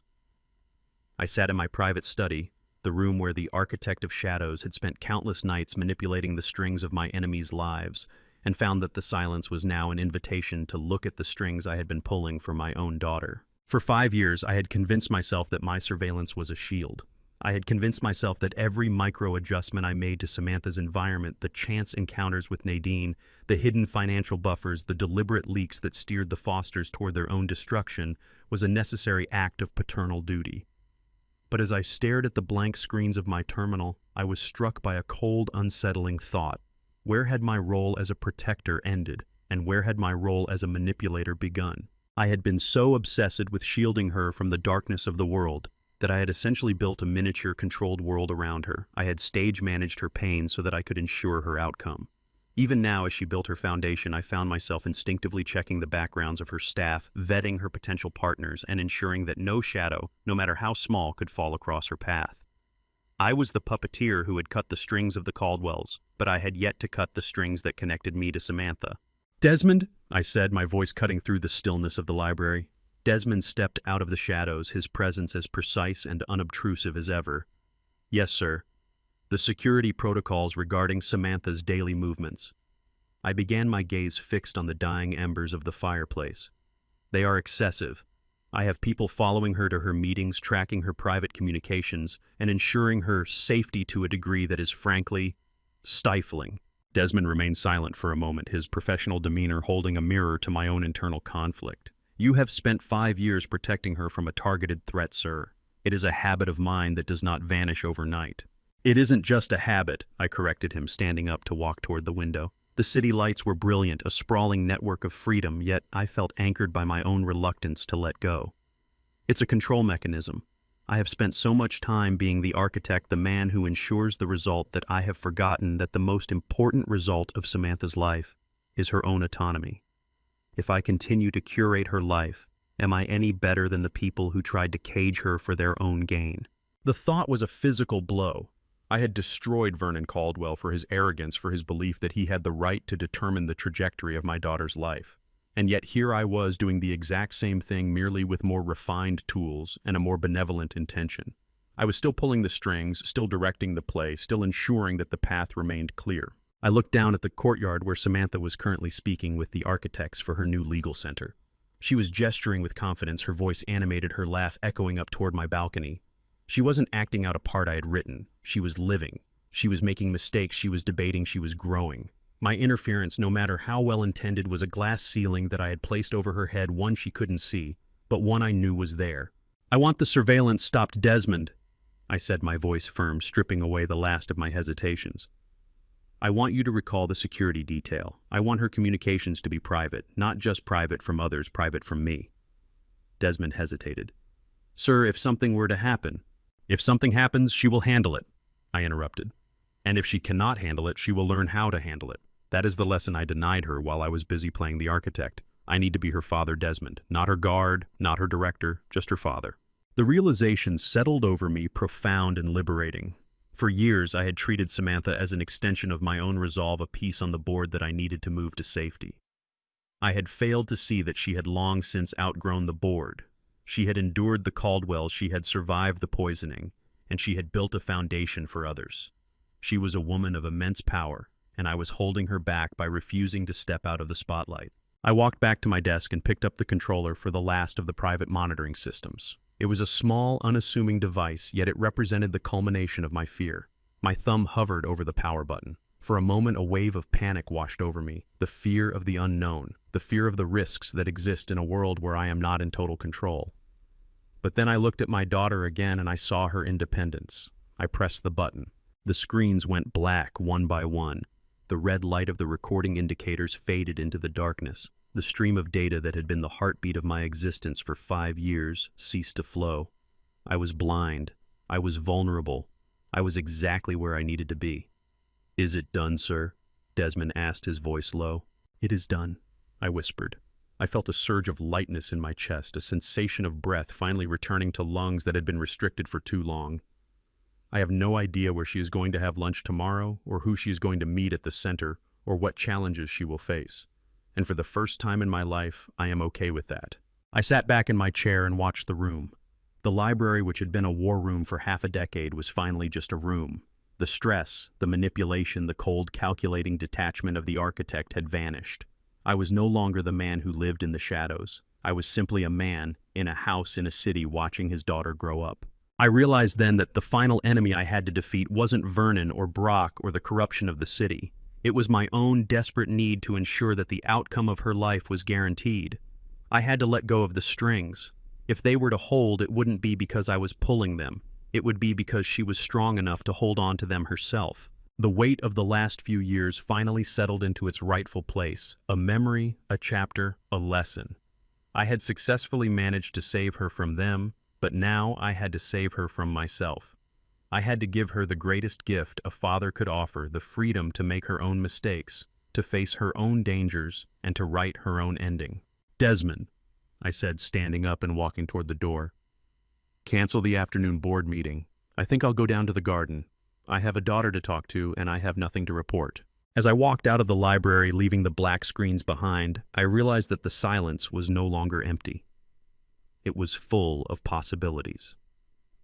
It was the sound of a life that wasn't being managed, a life that was finally being lived. I had stepped out of the shadows, and as I walked toward the garden, the sunlight was no longer just light. It was a promise. I was no longer the architect of shadows. I was finally at long last just a father. The air at the edge of the Pacific is different. At dawn, it is sharp, salt-crusted, and carries the weight of a world that is constantly in flux. I stood on the cliffside of my private estate, the hem of my coat whipping in the morning breeze. In my hand I held a heavy brass-bound ledger, the physical manifestation of 5 years of surveillance manipulation and vengeance. It was the Black Ledger, the repository of every secret, every fraudulent transaction, every audio transcript, and every calculated move I had made to ensure the destruction of the Caldwells. It was heavy, not just with paper and ink, but with the darkness I had cultivated to keep my daughter safe. I had come here to finish the cycle. Throughout these years, I had acted as the judge, jury, and executioner, convinced that the only way to protect what I loved was to become something more dangerous than what threatened it. But standing here watching the horizon bleed from charcoal gray into a vibrant, defiant orange, I realized that keeping this ledger was no longer an act of protection. It was an anchor to a ghost.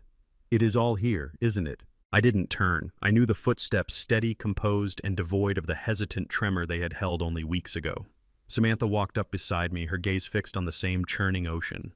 She wasn't looking at the ledger with fear, but with a quiet, analytical understanding. She knew what it was.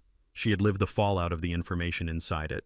"Every secret, every betrayal, and every life-altering decision I made in the shadows," I said, my voice barely audible over the crashing surf. "It's a record of a war that no one else truly understood. I thought that by holding on to this, I was holding on to justice, but now it feels like I'm just holding on to the rot." She turned to me, and in her eyes I saw a wisdom that had been forged in the crucible of her own suffering. "You held it so I wouldn't have to carry the weight of the truth. I understand that, Dad. I truly do. But you're right. If you keep looking back at the map of the war, you'll never see the road ahead." I looked down at the ledger. It was a masterpiece of cold corporate efficiency, a testament to the fact that I had outplayed Vernon Caldwell at every turn. But it was also the record of the moment I had nearly lost myself to the need for control. I had been willing to burn everything down to see them pay. I had been willing to sacrifice my own peace to ensure theirs was shattered. "I'm done with the ledger," I said, my grip on the brass binding loosening. "I don't want to be the man who kept these secrets. I want to be the man who made sure they never mattered again." "Then let it go," she said simply. I didn't hesitate. I stepped toward the edge of the cliff. The wind howled as if in anticipation. With a single fluid motion, I cast the ledger out over the abyss. It didn't fall like a stone. It seemed to hang in the air for a heartbeat, a collection of dark secrets being reclaimed by the wild, indifferent vastness of the sea. It hit the water and vanished the waves, swallowing the evidence of 5 years of tactical warfare without a trace. It was gone. The accounts, the audio logs, the illicit surveillance, all of it buried beneath miles of salt and silence. I felt a sudden profound shift in my center of gravity. I wasn't just lighter, I was unburdened. The architect of shadows had finally retired. "What now?"